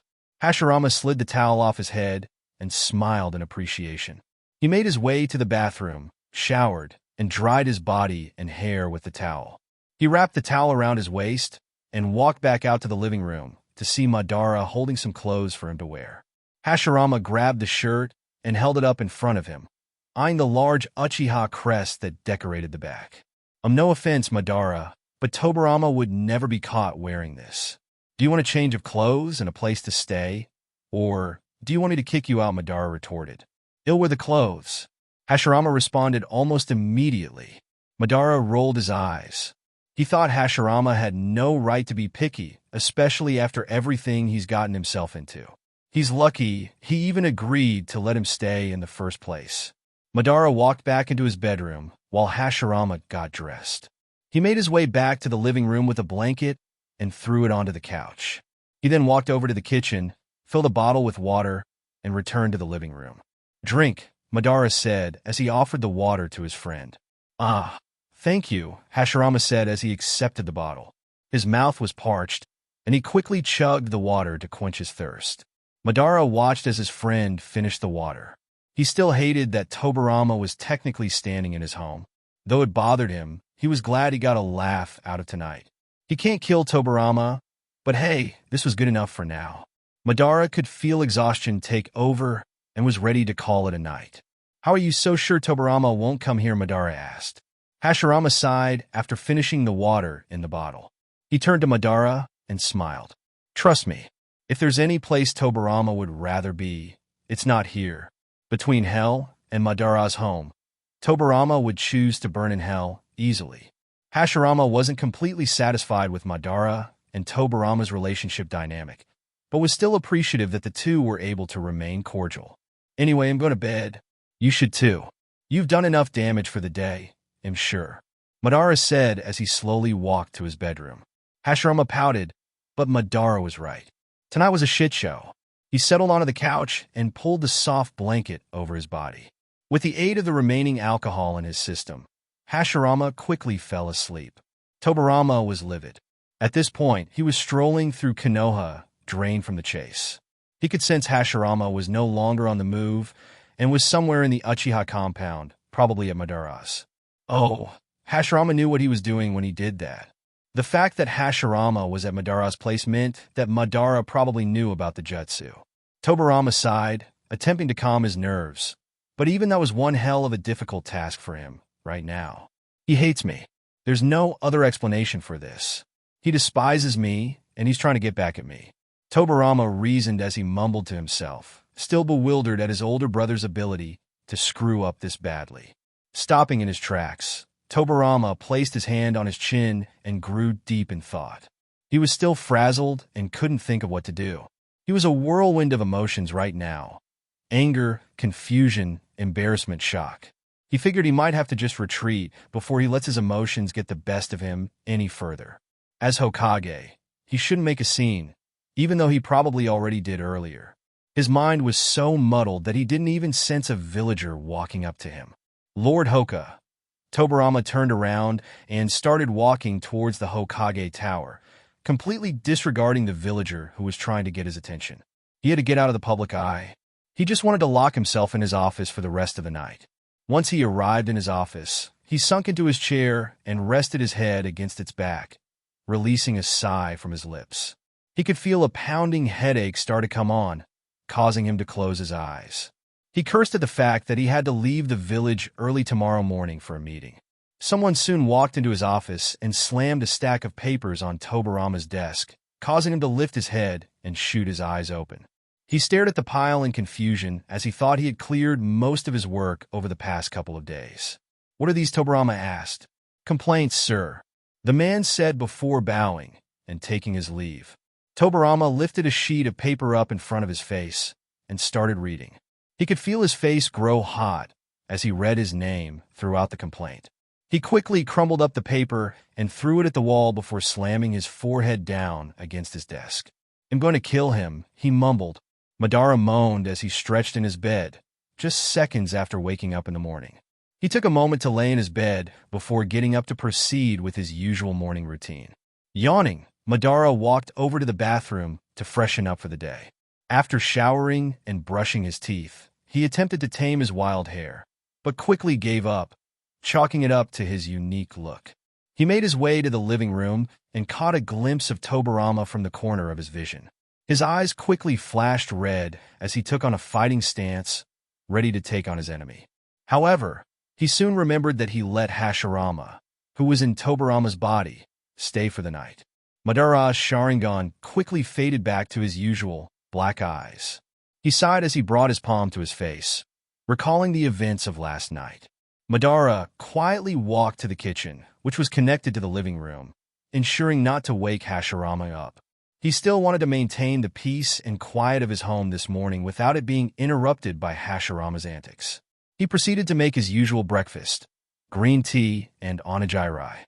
After he was done, he made his way to the table, set his food down, and took a bite of his rice ball. Delicious. He slowly brought his warm cup to his lips and sipped the hot tea. Amazing. He enjoyed his quiet, peaceful morning routine. This sacred routine was what got him through the day. Things were nice and quiet until they weren't. Mito, Hashirama mumbled in his sleep. Madara froze, his cup just centimeters away from his lips.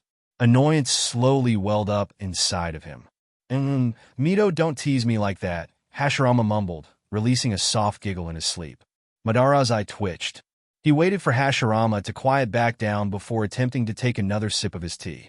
Madara quickly turned his head to face Hashirama, who was still sleeping soundly on the couch. His eyes narrowed as he did everything in his power to maintain his inner tranquility.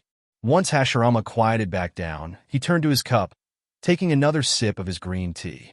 With style, "Shut up," Hashirama Madara exclaimed, partially startled at Hashirama's sudden outburst. But as soon as he turned around, Hashirama quieted down and remained asleep. Goodness, he thought as he turned back to his meal. His morning was already ruined. Royal flush. Give me all your money, Hashirama mumbled. Madara cursed in his head as he stood up and walked towards Hashirama. He stared down at him for a moment before raising his leg and stepping on Hashirama's stomach. Hashirama groaned as he slowly awoke from his slumber. He met Madara's gaze. Madara, what are you doing here? You're in my house, Hashirama. It took a moment for Hashirama to process this, but he later remembered that he had stayed over for the night. Oh yeah, Hashirama said through a sleepy smile before quickly falling back asleep. Madara rolled his eyes. Insufferable, he thought as he walked back to his dining table. Wait, Hashirama yelled, shooting up into a seated position straight out of his sleep. Madara flinched and turned towards Hashirama. What time is it? A little after 7 a.m. Why? Hashirama sighed in relief and laid back down. Tobirama should be leaving the village by now. Hashirama realized he survived the night. Good for you, Madara responded unenthusiastically as he sat at his dining table. At this point, he didn't even have much of an appetite anymore. He begrudgingly took another bite of his onigiri. He heard Hashirama's footsteps slowly approaching and turned to see him running his hand through his disheveled, white hair. I have a headache, Hashirama said, feeling the weight of a hangover settle over him. After a night like that, I wouldn't be surprised, Madara responded after taking another bite of his onigiri. Hashirama clapped his hands together in a plea. Please don't tell anyone about last night. Madara chuckled, almost choking on his food. I don't think there's a point in you asking me to hide it. Hashirama was immediately overtaken by his habitual, depressed demeanor. Madara was right. The whole village probably saw him, and if they didn't see him, they definitely heard about him. He sunk into the chair across from Madara and rested his head down against the table. Madara got up and headed towards the kitchen counter. He poured Hashirama some hot tea and plated some onigiri before returning and placing them in front of Hashirama. As Madara sat down, Hashirama lifted his head to see the newly placed food in front of him. His mouth began to salivate and his hunger became more evident. Oh, Madara, you're too kind, Hashirama said as he took a bite of the onigiri. He quickly drank the green tea, forgetting it was hot. Hot, hot, hot, hot, hot. Madara shook his head. What kind of person did he choose to befriend? They both continued to enjoy their food in silence before Madara broke it. So what? Hashirama mumbled with a mouthful of onigiri. What next? What do you mean? Madara rolled his eyes. The jutsu, Hashirama. Has any progress even been made? Why are you still in Tobirama's body? Hashirama pouted. No progress. Can you believe it? Oh, did I tell you what happened with Mito? Madara listened intently as Hashirama filled him in on the situation with Mito. So, Mito still doesn't know. Nope. No wonder, Madara whispered to himself. Hashirama's eyes slightly widened. No wonder what he asked. Madara responded in a normal tone. No wonder she appeared upset yesterday. Something seemed off. She did? Hashirama asked, saddened. Madara nodded. It makes sense now. Why haven't you told her? He asked as he took another sip of his green tea. I can't per Tobirama's request. Madara quirked an eyebrow. Isn't that a bit ridiculous? She's your wife, Hashirama. Don't you think I know that, but Tobirama keeps asking me not to. Hashirama countered. If Tobirama asked you to kill yourself, would you do it? I might. Madara grew a skeptical look on his face, as if to say, really, depending on the context. Of course, Hashirama added as he noticed Madara silently judging him. Meta aside. Look, all I'm saying is that I know Madara. He screwed up, but he's my brother. Wouldn't you do the same for your... Hashirama quickly shut himself up. He was always careful not to bring up Madara's siblings, as it was a sensitive topic for him. Madara had no siblings left, and his last sibling, Izuna, was killed at the hands of Tobirama. Hashirama averted his eyes and focused them on his half-eaten onigiri. He could hear the light tap of Madara's cup against the table amidst the silence filling the room. You're right. I probably would, Madara softly responded, a slight grin tugging at the corner of his lips as he eyed the ripples of the tea inside his cup. He could feel memories of his siblings flood his mind. The good times and the bad. The times when they laughed together, trained together, and fought together. Soon, memories of Izuna took over. They were very close, and Madara loved Izuna dearly. His grip on his cup tightened as his last memories of Izuna entered his mind. He didn't want to admit it, but he was jealous that Hashirama still had a younger brother to bicker with, get stronger with, run the clan with, and, well, accidentally switch bodies with. Hashirama could feel the tension in the air start to build. This was not his intention. "I'm sorry, Madara. I didn't mean to bring up." "I know," Madara responded as he loosened his grip on his cup. He looked back up at Hashirama, who was staring at him with apologetic eyes. "What?" Madara asked. Hashirama shook his head, refusing to say another word out of fear of making things worse. Madara sighed. "It's fine, Hashi." He then switched the subject. "Why don't you just help undo the jutsu like I said?" Tobirama's stubborn. "I know, but why don't you help undo the jutsu without him knowing?" Hashirama blinked. His cheeks reddened, and he scratched the back of his head.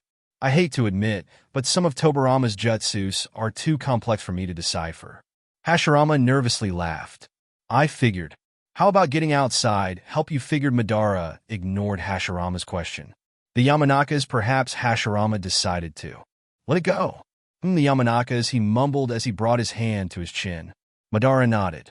"This seems to be some kind of mind-soul type jutsu.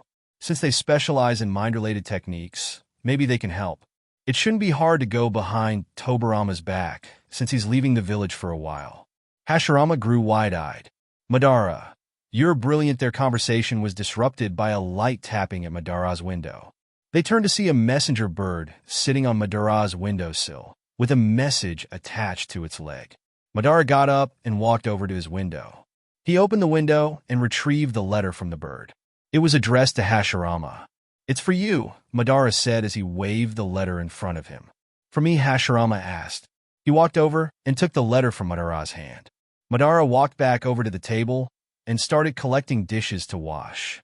Hashirama read, "I'm leaving the village. I'll be back in a week. Don't think you've gotten away with this. When I return, they'll kill you."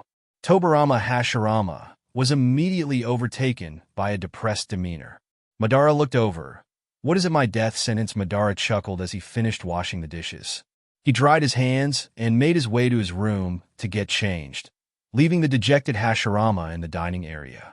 Once he put on the clothes he usually wears when leaving the village, Madara grabbed his gunbai and hung it on his back.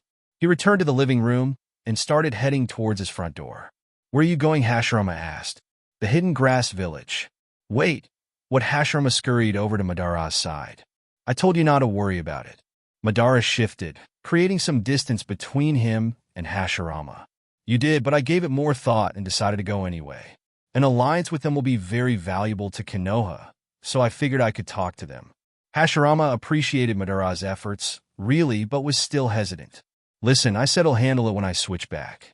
Madara turned to face Hashirama. "And when will that be?" "The longer we wait, the more likely they'll find another village to ally with. We must not let this opportunity slip out of our grasp." Hashirama flinched. Madara had a point. "But, Hashirama, I respect that you are the Hokage. But you have also permitted me to act in the village's best interest as its co-founder. Have you forgotten?" "No, of course not. Just don't forget to smile." Hashirama quickly gave in to Madara. He knew Madara was going to go regardless. He could also be just as stubborn as Hashirama was, though he didn't want to admit it. "How to smile, I'll make you more personable." Hashirama smiled while placing a hand on Madara's shoulder, which Madara quickly shrugged off. Madara rolled his eyes. "Whatever. You're welcome to stay a little longer, but make sure to lock up when you're leaving." "There's a key in the kitchen drawer," Madara said as he continued walking towards his front door. "Wait." What? Madara turned around. "Let me see it. See what your smile." Madara's cheeks reddened as embarrassment washed over him. "You have bigger problems to worry about than my smile, Hashirama," he said before taking off. "Why?" Before Hashirama could call out, Madara had already disappeared. Hashirama sighed, followed by a chuckle. "He's so shy." Where is it? Hashirama whispered to himself as he rummaged through countless scrolls in Tobirama's private room. Even though Tobirama wasn't in the village, he still felt anxious, as if he would be caught at any moment. Tobirama didn't like it when people were in his private room without permission.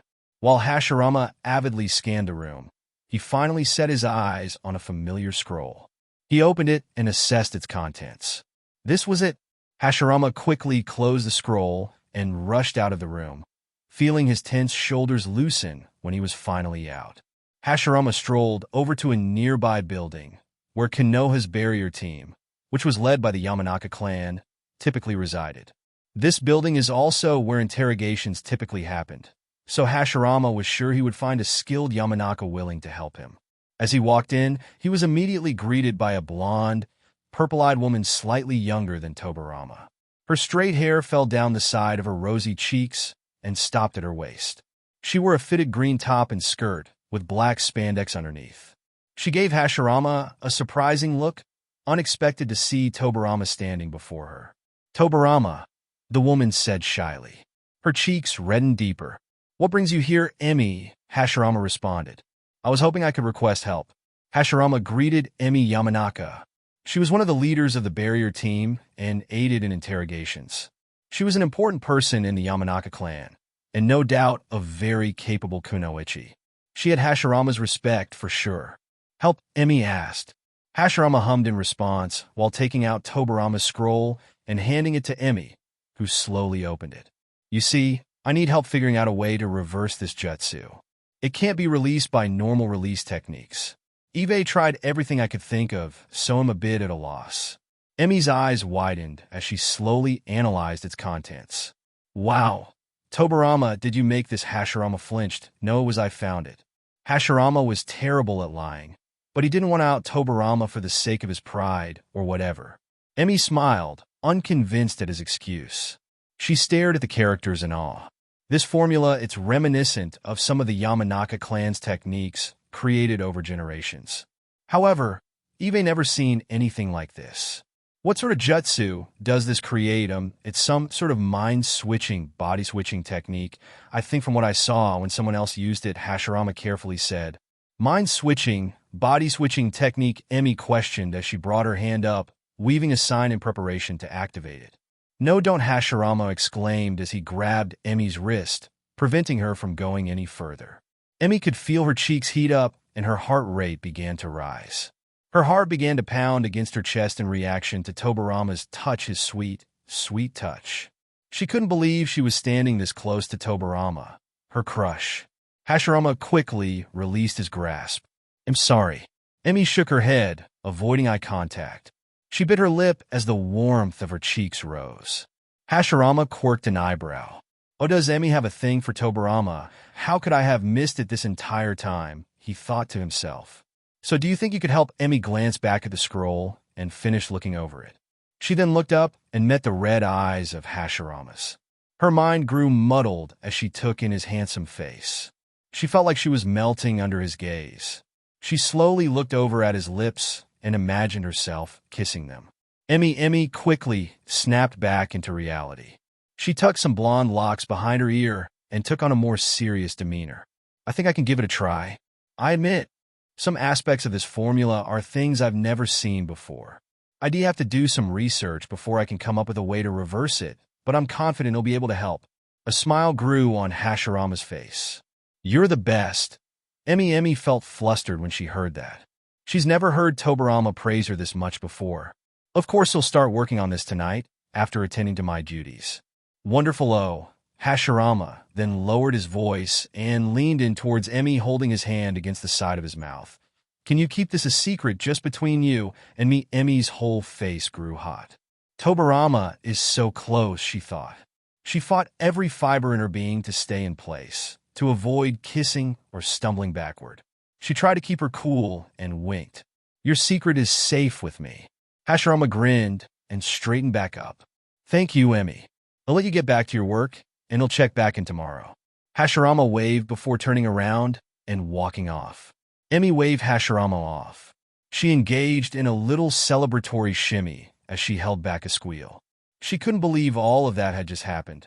As Hashirama walked away, he figured he could bring something back for Emi as a thank you gift. He reminisced on the limited conversations he's had with Emi, thinking of what he could offer. He then turned around. Emi immediately straightened up, so as not to allow Hashirama to witness her embarrassing celebration. Dango Emmy hummed in confusion. Your favorite sweets? It's Dango, right? Hashirama asked. Emmy nodded enthusiastically. How did he know? She thought to herself. Perfect. Hashirama flashed one last smile before exiting the building. Emmy finally let out a squeal. She cleared her throat and reverted to serious mode. She vowed to do her best for her future husband. What a girl can't manifest. Emmy Yamanaka, Hashirama muttered to himself as he walked the streets of Konoha. He thought about Emmy. She's beautiful, for sure. She's a skilled kunoichi and is well respected by her clan. She's not too boisterous and would fit Tobirama's personality well. She appears interested in him. Maybe I can do him a favor and set those two up. They seem like they would be a good match. I could at least perform one good deed amidst all of this. Hashirama continued his thought until he spotted a young fair-skinned teen with short, black, tousled hair and black eyes approaching. Oh, Kagami, long time no see. Pervert, Kagami Uchiha said as he walked past Hashirama. Hashirama was immediately overtaken by a depressed demeanor. Tobirama is definitely going to kill me, he mumbled. 3 orders of Mitarashi Dango, please, Hashirama said as he stood in front of a street vendor, holding up 3 fingers. The shop owner plated Hashirama's food and covered it with a plastic lid. He slid it into a plastic bag before giving it to Hashirama. Flashing a smile, Hashirama paid the man and gave extra as a tip. Think you have a good evening, Hashirama said. The man nodded with a smile in response. Hashirama started walking away, holding the bag of dango in his hand. It had only been a day since he went to Emmy Yamanaka for help. As promised, he was visiting her this evening, bringing her favorite sweets as a thank you gift. When Hashirama arrived at the building, he requested Emmy. Other members of the Yamanaka clan, who were on night duty, directed him to a separate room, where he found Emmy sitting at a table surrounded by a stack of books. She was reading through a book intently, with an empty open scroll to the side. Hashirama slowly walked into the room, making sure not to make too much noise so as not to startle her. Emmy noticed his presence almost immediately and quickly looked up. A smile spread across her face at the sight of Tobirama. Tobirama, Emmy, wow, what's all this? Hashirama asked as he slowly placed a bag of dango on the table. Oh, these are books written by people of the Yamanaka clan across generations. They're helpful in trying to figure out how to undo this jutsu. Eve actually been collecting these books for years. You see, it's really fascinating reading the thoughts and works of people of my clan. Their minds are brilliant, and the amount of jutsu they've been able to create is... Emmy quickly shut up when she realized she had been rambling. Hashirama chuckled. She's perfect for Tobirama, he thought. What's this? Emmy asked as she got up and walked over to the bag. Dango, to thank you for your help. But I haven't even done anything yet, Emmy said, lowering her head. She felt a bit undeserving of his kindness. Hashirama slightly bent down in an attempt to re-establish eye contact. You agreed to help, and that's already enough. Hashirama smiled. Emmy could feel her cheeks grow hot as she fell victim to Hashirama's charm. Well, if you insist, Emmy stuttered as she opened the box of fresh dango. She could feel her mouth salivating and couldn't wait to take a bite. She picked up the dango, put it in her mouth, and chewed, sliding a piece off the skewer. She turned around and offered some to Hashirama. Tobirama, do you want some? Hashirama waved. No, that's okay. They're all yours. Emmy shrugged it off, happy to keep the dango to herself. She walked back to her chair and sat in front of her book. Hashirama followed closely and stood next to her since there were no other chairs at the table. Emmy quickly stood up when she realized there was no place for Hashirama to sit. Let me get you a chair. Oh, it's okay. That's not Nises. I insist, Emmy exclaimed as she tried to head out but tripped over her feet. Her fall was stopped by a strong arm wrapped around her waist. Be careful, Hashirama said as he helped Emmy back up to a stand, one hand remaining on her waist. Emmy's cheeks reddened at how close Hashirama was standing. Thanks. Let me go get you a chair. Emmy rushed out. She internally panicked. Emmy, stupid. What was that? Hashirama smiled as he watched Emmy leave the room. Oh, she's got it really bad for him, he thought. He turned his gaze toward the open book in front of him and slowly brushed his fingers over the letters as he read, amused by its content. Emmy quickly returned with a chair for Hashirama. She placed it down next to him, and they both sat at the table. Any progress? Hashirama asked. Emmy turned to Hashirama. A little bit. I haven't been able to come up with a way to undo it yet, but the books have been helpful, she responded as she turned back to her book and flipped the page. Humming in response, Hashirama watched Emmy focus on the contents of the book. With her eyes glued to the words, Emmy added, Tobirama, this jutsu, after doing some research, I'm pretty certain it contains some rare elements of the Yamanaka clan's jutsus. This looks like some sort of jutsu that switches the minds of the caster and their enemy.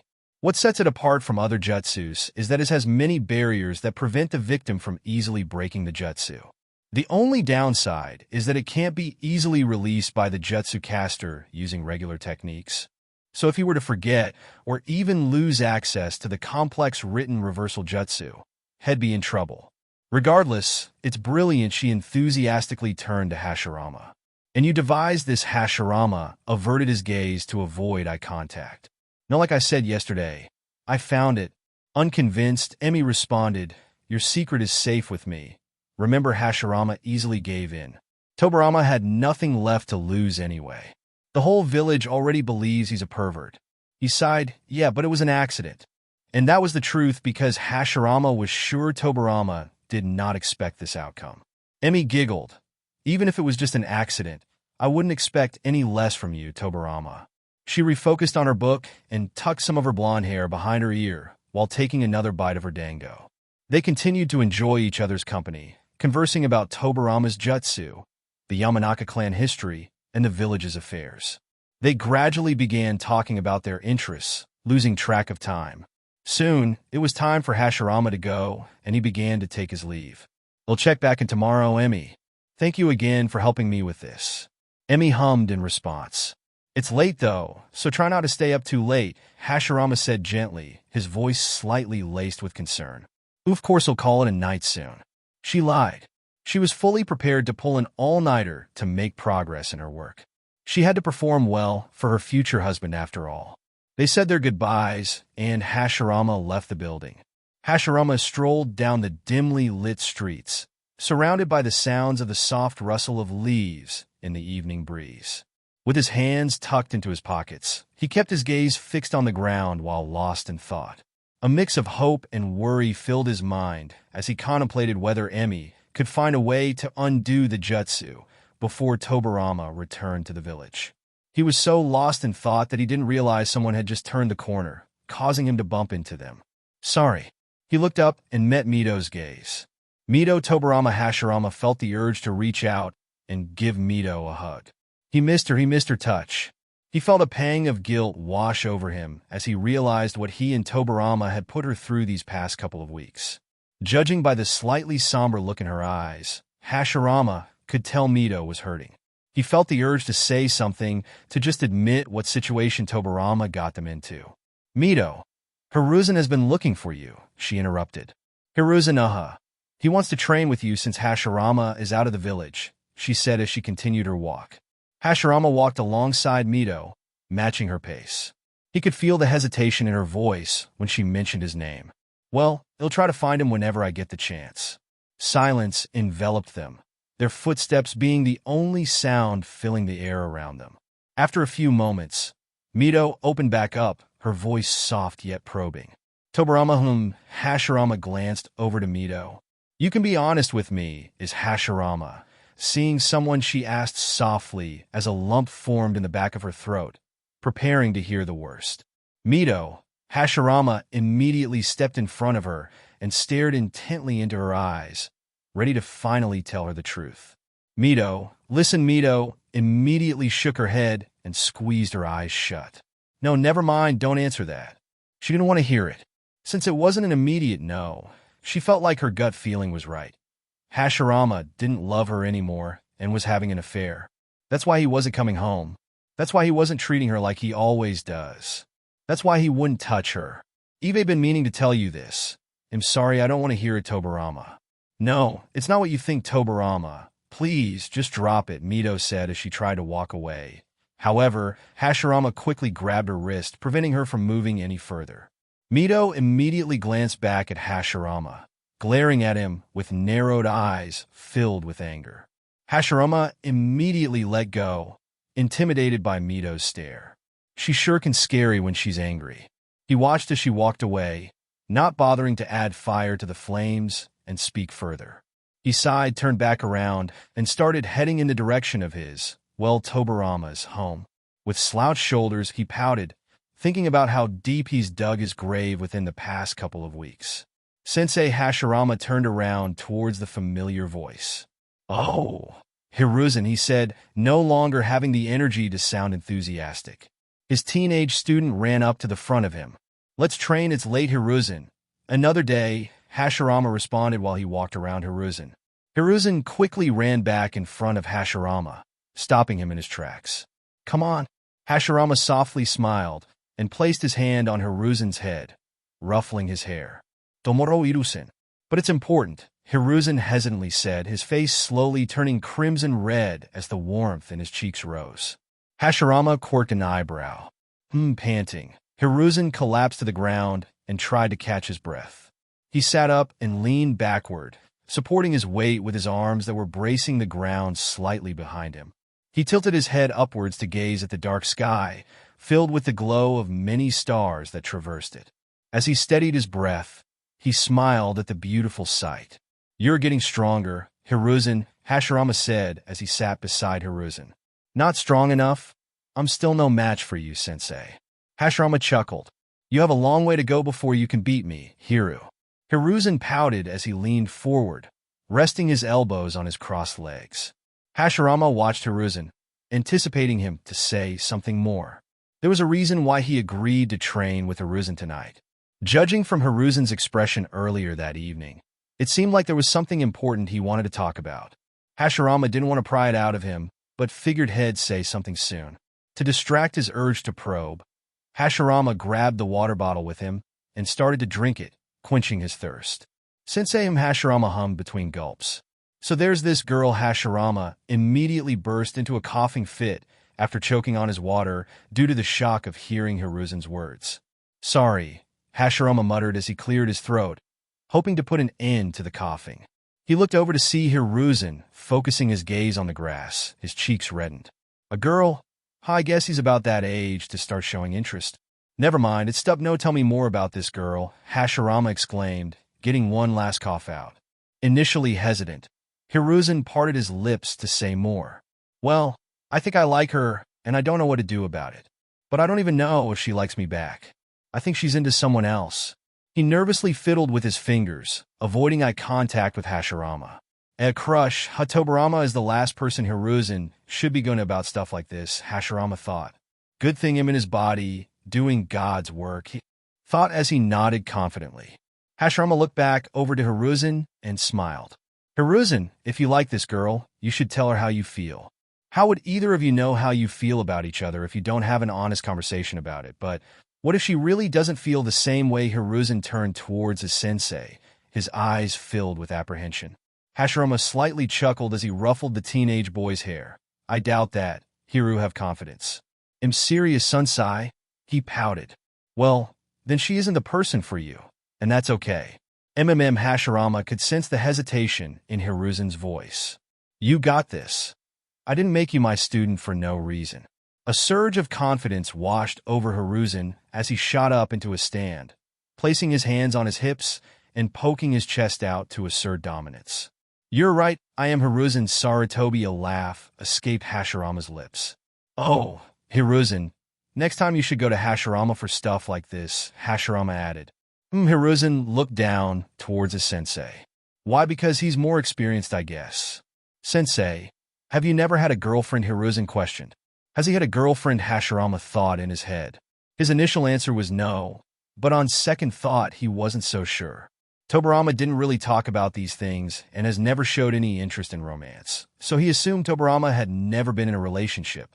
Or has he been in one, but never mentioned it? Did he hide one? Is he in one now? Is Hashirama missing something? Tobirama is a pretty private person. But he'd tell his older brother about these things though, right? These were all things he's never considered before, but all good questions. He placed his hands on his chin and hummed, deep in thought as he probed his brain for answers, forgetting that Hiruzen was even there. Hiruzen quirked an eyebrow at his sensei. Why is he having trouble answering a simple question? And by the way, sensei, Hashirama snapped back to reality. I wasn't sure if I was hallucinating or not that night. But was it you were hallucinating? Hashirama knew exactly what Hiruzen was going to ask, and he didn't want to entertain it any further. He wants that night to die. He can't have Tobirama's own students calling him a pervert too. See, I thought the same thing, but even the villagers said, don't listen to the villagers. But rule number 1, never listen to the villagers, Hashirama said as he held up his index finger. What kind of rule is that? Say it with me. Never listen to the villagers. Buat. Sensei at Hiruzen.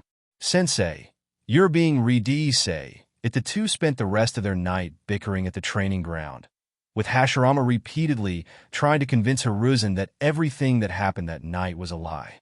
Hashirama slowly made his way to the usual room where Emi had been working in every evening for the past couple of days. His hands rested in his pockets, and a bag containing a container of fresh dango swung gently from his wrist, brushing against his thigh with each step he took. Once he made it to his destination, Hashirama walked in to see Emi sitting on the floor surrounded by a sea of books. A scroll was laid open in front of her as she meticulously wrote down characters, completely absorbed in her work. Hashirama chuckled softly. Just like Tobirama, he whispered to himself. Emi's head shot up once she sensed Hashirama's presence. Tobirama Emi, Hashirama greeted as he walked over to Emi. May I join you? There was an empty space right beside Emi on the floor where Hashirama made his welcome as he carefully stepped in and took a seat. He held up the bag of dango. I brought you some more dango. Emi thanked Hashirama for the dango and accepted his offering. She took the sweet treat out of its container and started indulging, humming at the taste of the sweet and savory sauce dancing across her tongue. Hashirama watched as she enjoyed the food before turning back to her work. He eyed the scroll as she continued to inscribe more characters, but was completely ignorant to what any of it meant. I see you've made progress. A little. I still have a ways to go, Emi responded, her focus remaining on the scroll. Really, it sure looks like you've made much more progress than what you give yourself credit for. Tobirama, this is no ordinary jutsu. You should know that. Right. Yeah, the two sat in silence for a couple of moments as Emi continued her work and Hashirama watched. Emi took another bite of her dango and turned to Hashirama with the stick still in her mouth. By the way, are the rumors true? Emi asked curiously. What rumors? Hashirama asked, hoping that Emi was referring to anything else but that awful night. Ma'am, that you're a pervert. Tough luck. Hashirama waved his hands out in defense. No, they're not. Emi appeared unconvinced, causing Hashirama to search for an explanation. While he doesn't want the shinobi of Konoha to lose respect for Tobirama, he also didn't want Emi to lose romantic interest in him. You see, there was someone who used the transformation jutsu to turn into me. I think they were trying to achieve something by doing that. It was disgraceful. We were able to eventually catch him, and we're dealing with him now. I'm glad he was caught. That person is awful for trying to ruin your reputation like that. Hashirama flinched and was immediately overtaken by a depressed demeanor. Awful. Emi raised her eyebrows, amused at the uncharacteristic change in mood she just witnessed. She then giggled. You reminded me of Lord Hokage for a second. Worried that he might have given himself away, Hashirama flinched. He's been easy to let his guard down since adopting the attitude that things couldn't possibly get much worse for Tobirama. But he figured he should at least try a little harder around Emi, so not to raise suspicion, especially after telling her about the existence of this jutsu. What can I say? I guess he's starting to rub off on me, Hashirama said, his face now appearing calm, his lips straight, and his eyes focused on the scroll in front of them. Emi watched as Hashirama recollected himself and smiled. You know, the past couple of days have been the longest we've ever interacted with each other. Is that so? Emi looked back at the scroll and continued writing. It's the most you've ever smiled at me too, Tobirama. You're also more open. I am not really used to it. You're usually very stoic, calm, collected, almost distant. Hashirama turned to Emi. Does that bother you? Emi shook her head. I actually like that about you. I admire your talent, your ability to lead, your ability to think quickly and strategize no matter the situation. I admire your love and dedication toward Konoha. You may appear reserved on the outside, but I can tell you have a warm, kind heart. am able to see that in your interactions with Lord Hokage, your students, and the villagers. Am really drawn to it, and I want to be. She blushed as her voice slowly trailed off. Hashirama's eyes widened. It was moving how much Emi felt strongly for Tobirama. He wanted to see love between them bloom because he felt like that's what his younger brother deserved. Tobirama was always too focused on his work and never considered a lot of things outside of it. Without giving it a second thought, Hashirama asked, "Can I take you out to dinner?" Emi quickly turned her head towards Hashirama in shock. "I'm sorry, I don't think I heard you correctly. Dinner a date? You and me a date?" Emi's ears started ringing, and her mind grew muddled. She never expected to hear those words come out of Tobirama's mouth. For confirmation, she carefully watched as Hashirama smiled and nodded in response. Emi brought her hands to her warm cheeks, both shocked yet embarrassed that she was losing her cool over this. Her lips slowly curved into a smile that grew bigger each second. She tried to contain her excitement, but there was no hiding it. Hashirama chuckled. "How does next week sound?" "I'd love to," she responded, still radiating joy. They continued to talk about the logistics of the date. Hashirama was sure to schedule it on a day Tobirama would be back. Hopefully, they'd be able to undo the jutsu by then. He initially thought about going on the date himself, but figured he owed it to both Tobirama and Emi to let them get to know each other's authentic selves. Soon enough, it was time for Hashirama to take his leave. He stood up and stepped outside of their shared space, being careful not to step on any of Emi's precious books. Before heading out the door, he waved at Emi. "We'll check back in tomorrow, Emi." "I'll see you then." Tobirama Emi answered enthusiastically, breaking into a celebratory shimmy as soon as Hashirama walked out of the room. Tobirama arrived at the village late at night, exhaustion quickly taking over as soon as he safely stepped into the village grounds. It always felt nice to be back in the village he helped build up with his older brother. The sight of happy villagers was refreshing, especially after living the majority of his life in war times. He slowly walked through the streets, taking in the sight of Konoha. He almost forgot how tired he was because being in Konoha always sparked an energy he didn't even know he had inside of him. As he walked by each building, he turned his head to glance at them.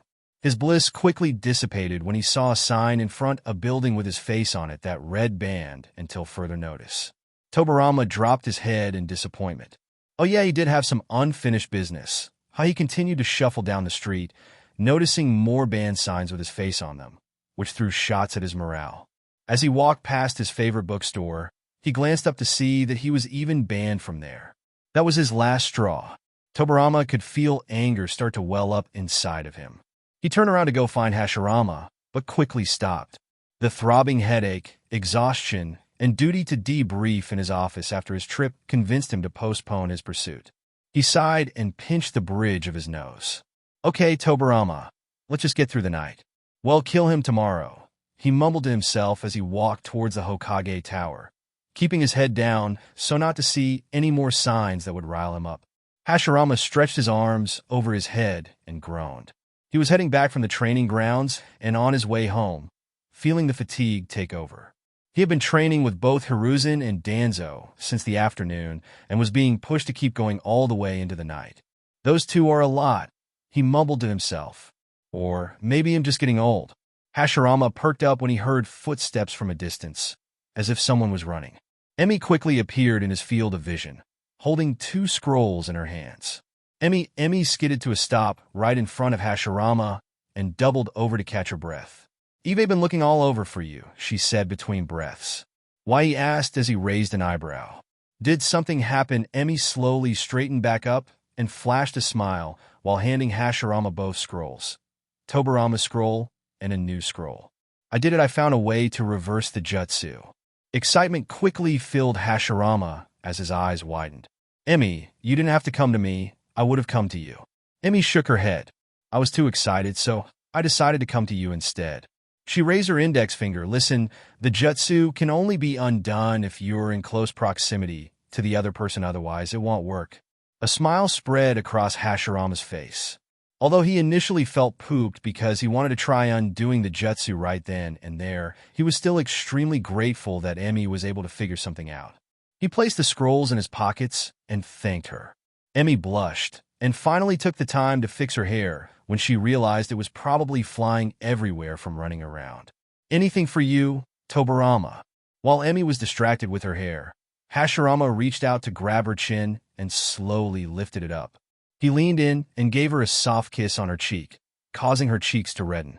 She froze as he felt his lips brush across her ear. Hashirama whispered, "I look forward to our date tomorrow evening." Did he just? Emi's mind started racing and quickly became muddled as she processed what just happened. She stumbled backward in shock. Hashirama noticed she seemed a bit disoriented as she panicked in her head. Soon after, Emi's vision turned black and her body hit the ground. She had fainted from a mixture of shock and exhaustion. For the past couple of days, she was getting little to no sleep, fulfilling her duties to Konoha during the day and working on undoing the jutsu at night. The lack of sleep had finally caught up to her, and the kiss was the cherry on top. Hashirama quickly crouched down at her side. "Did I do too much?" he asked himself. Hashirama scooped Emi's limp body in his arms and stood up. "I should probably take her home," Hashirama mumbled as he started walking with Emi unconscious in his arms. "But where is her home? Maybe the rest of the barrier team would know."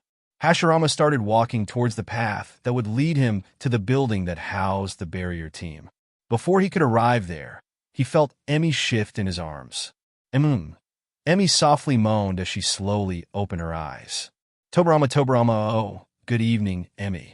Emi looked down to see that she was being carried and could feel her face grow hot from embarrassment. She tried to free herself from Hashirama, who complied and set her down gently. "Tobirama, I'm sorry you had to do that. It'll be okay from here on," Emi said. "Are you sure you look tired?" "Emi, it seems like you pushed yourself too far. Let me at least accompany you until you make it home." Emi quickly shook her head. "It'll be okay. You've been very kind to me." "Tobirama, thank you," Emi said as she bowed. She cursed in her head about how formal she was being. This was the man she was going on a date with tomorrow evening. Did she need to be this formal? Hashirama smiled. "I'll take your word for it, Emi. Be careful." Emi smiled and waved as she watched her future husband, manifesting, walk away. Hashirama yawned as he rummaged through his pockets, looking for his house keys. He had finally made it back to Tobirama's home, ready to call it a day. Unfortunately, his keys were nowhere to be found. He pointed out his index finger and tried to make a key with his wood-style technique, but remembered that he was in Tobirama's body. Hashirama sighed and rested his forehead on the front door. Just his luck. Can I teleport inside? He thought to himself. He closed his eyes and started concentrating, hoping he'd be able to teleport into the house. He felt the environment quickly change around him, and no longer felt the coldness of the wooden door against his forehead. The aroma of his favorite scents, a mixture of vanilla, musk, and a rich amber wrapped around Hashirama, igniting a comforting warmth inside of him. He took a deep breath, taking in the aroma, and slowly exhaled. He opened his eyes to a familiar room and turned around and saw Mito, who was half-dressed with her upper body exposed, staring back at him with gaping eyes. "Oh crap! Midito, Tobirama, what are you doing here, you pervert?" Mito yelled before punching Hashirama, sending him flying into a nearby dresser and destroying it. He groaned from the pain that radiated from his cheek and his back. He heard Mito's slowly approaching footsteps, which grew louder as she edged closer. He shot his eyes open and could see the rage in Mito's face. With one hand pressed against his cheek, he waved his free arm out in front of him. "Wait, Mito, it's me, Hashi Big Papa, it's me." Hashirama pleaded in hopes that Mito would spare him. She ignored him and started cracking her knuckles, ready to show Tobirama her worst. Hashirama sat up and attempted to explain himself while Mito retracted her arm, gearing up for another punch. "Please, Mito, I'm not Tobirama. I'm Hashirama, I'm Hashi," what Mito yelled. She paused before her fist could make contact with Hashirama's face again. "Phew. It's true, I swear." Hashirama began to ramble, speaking quickly without taking any breaths in between. "Tobirama accidentally came up with a jutsu that caused our minds to switch bodies, so for the past couple of weeks, Eve been stuck in his body. I promise, it's me, you gotta believe me." "Don't hurt me." He didn't have the courage to say that out loud. Mito sucked her teeth and grabbed a shirt from the nearby closet before storming off. "Wait!" Hashirama began to chase after her, stumbling over broken pieces of wood from their dresser. Mito walked with purpose. She walked with a goal and did not stop no matter how much Hashirama was trying to get her attention. Soon she found herself in front of the Hokage's office and slammed the door open, causing Tobirama to leap up from his chair. Mito, he was ready to defend himself, but quickly threw that idea out the window when he saw Hashirama stumble in after her with a bruised cheek. He sighed and sat back down. The gig must be up. He leaned his head against the back of the chair, but quickly shot it back up when he heard Mito slam her hands against his desk, startling him. Mito really can be scary when she's angry. Hashirama, what is the meaning of all this? Tobirama sighed. Whatever he told you is true. Explain yourself, Mito demanded while she crossed her arms. I'm not really Hashirama, I'm Tobirama. I accidentally came up with a jutsu that caused our minds to switch bodies, and now we're here with no way to switch back, Tobirama admitted in defeat. He was too exhausted to protect his pride. Mito looked between the two boys with eyes filled with anger and irritation.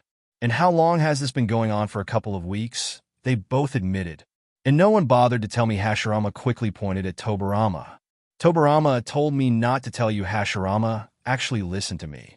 Hashirama gave Tobirama a bewildered look. No way was he selling him out right now. I listened to you because you asked me to. You could have easily said no. I did. Shut up.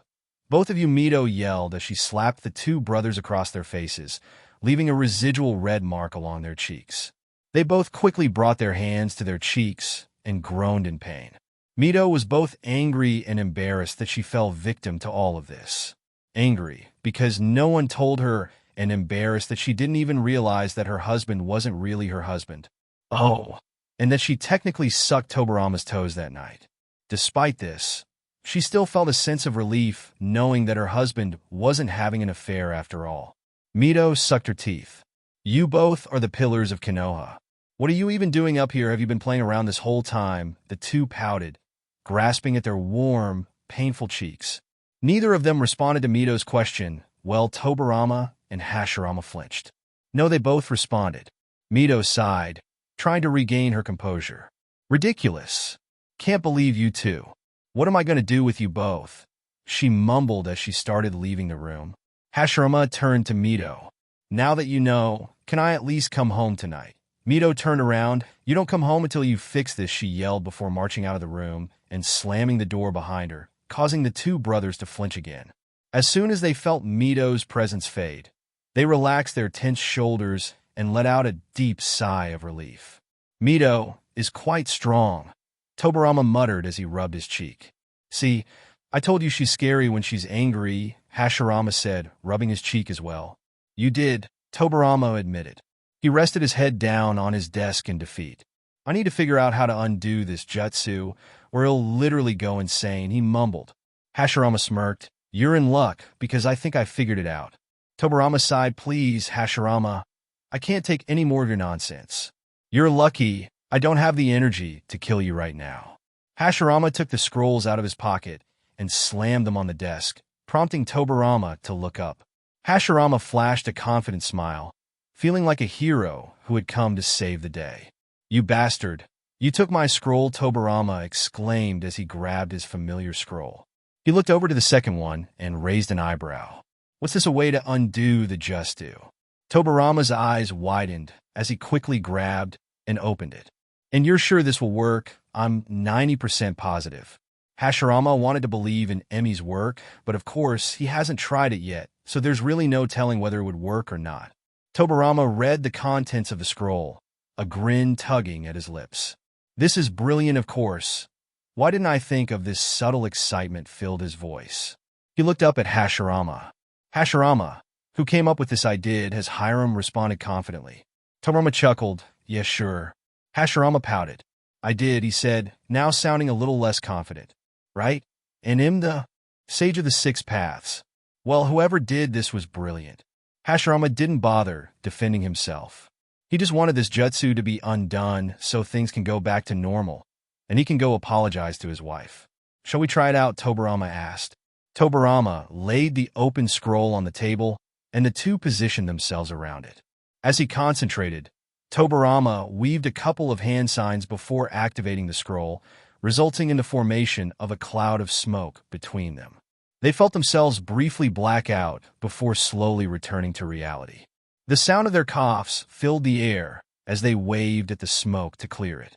When Hashirama opened his eyes, he found himself staring into Tobirama's familiar red ones. Excitement welled up inside of him as he quickly felt his hair, his face, and his body. All his. He sighed in relief. He could almost cry.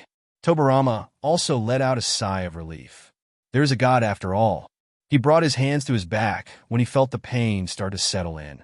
Why does my back hurt? Hashirama awkwardly chuckled. Let's just say I need to get a new dresser.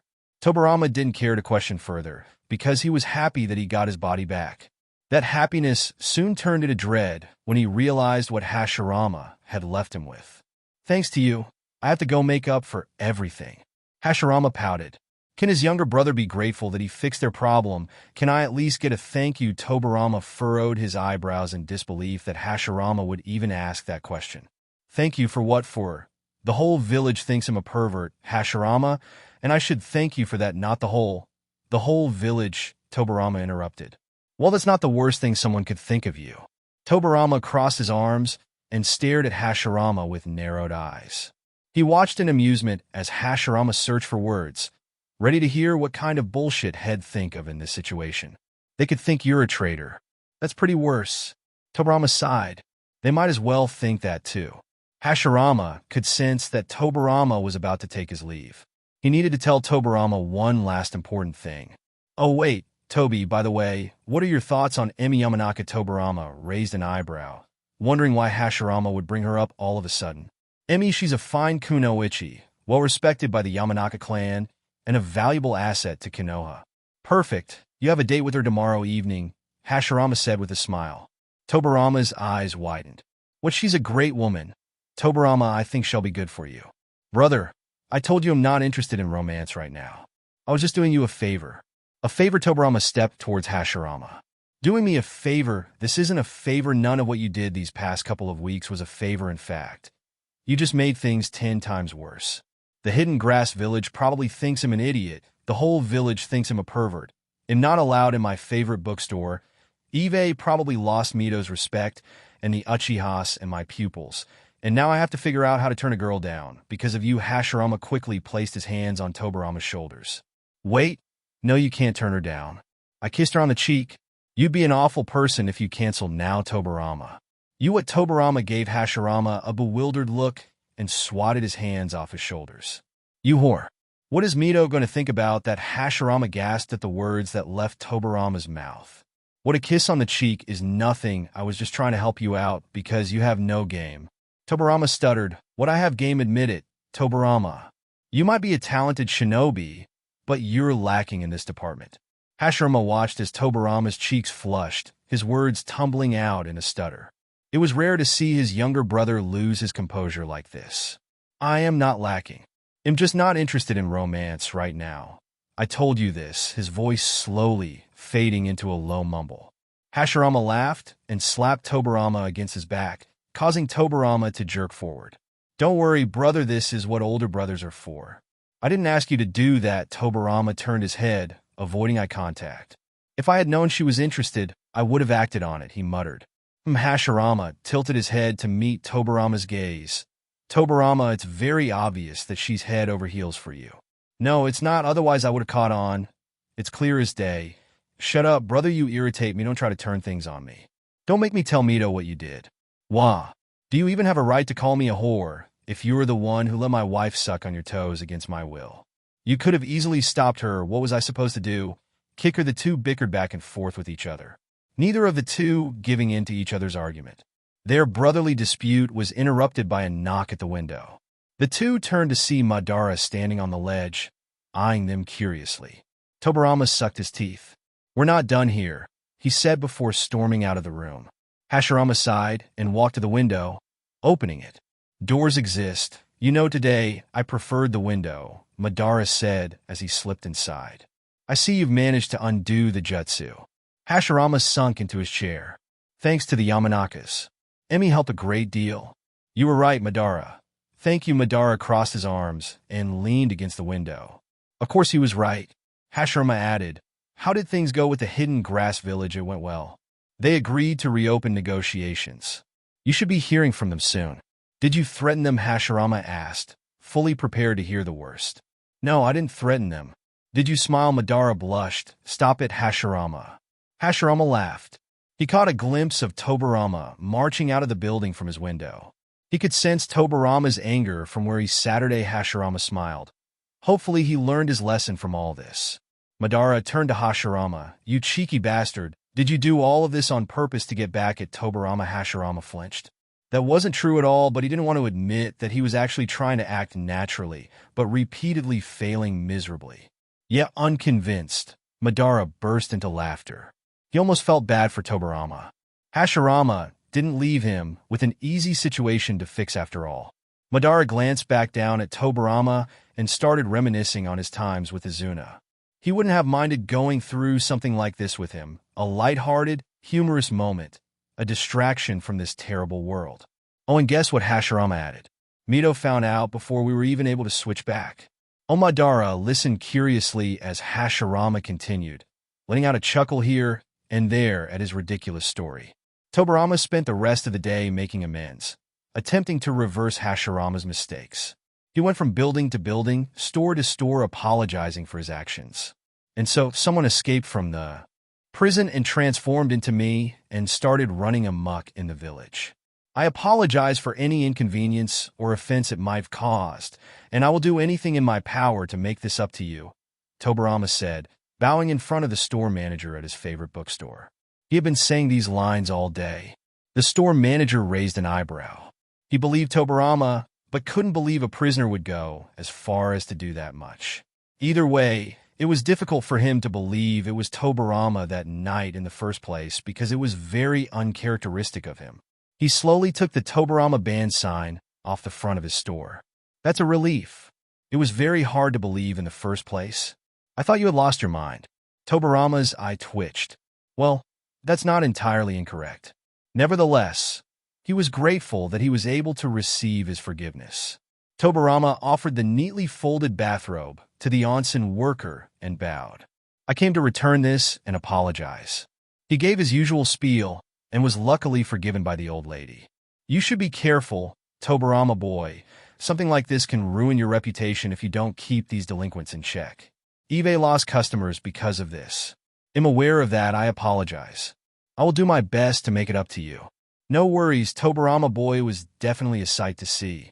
She winked and immediately burst into laughter, causing Tobirama to blush. What? No way you lost this, fair and square. The man who won Tobirama's clothing that night at the pub said, not caring that Tobirama respectfully bowed. He was at the man's home, waiting to claim his favorite shirt back after Hashirama lost it during the poker game. He didn't care about the rest of the clothes. He just wanted his shirt back. Tobirama raised his head and straightened up. I'm aware, but like I said, I don't care you're not getting this back. Unless you want to play me for it. The man smirked.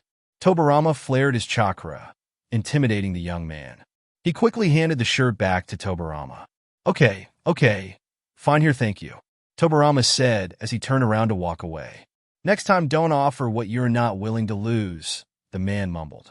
Tobirama stopped in his tracks and slowly turned his head. How, he said in a threatening tone. The man squirmed and quickly shut the door. Tobirama sighed. Tell that to my brother, he mumbled. Tobirama bowed in front of a group of Uchihas at the Konoha police station. And I sincerely apologize for the scene that night.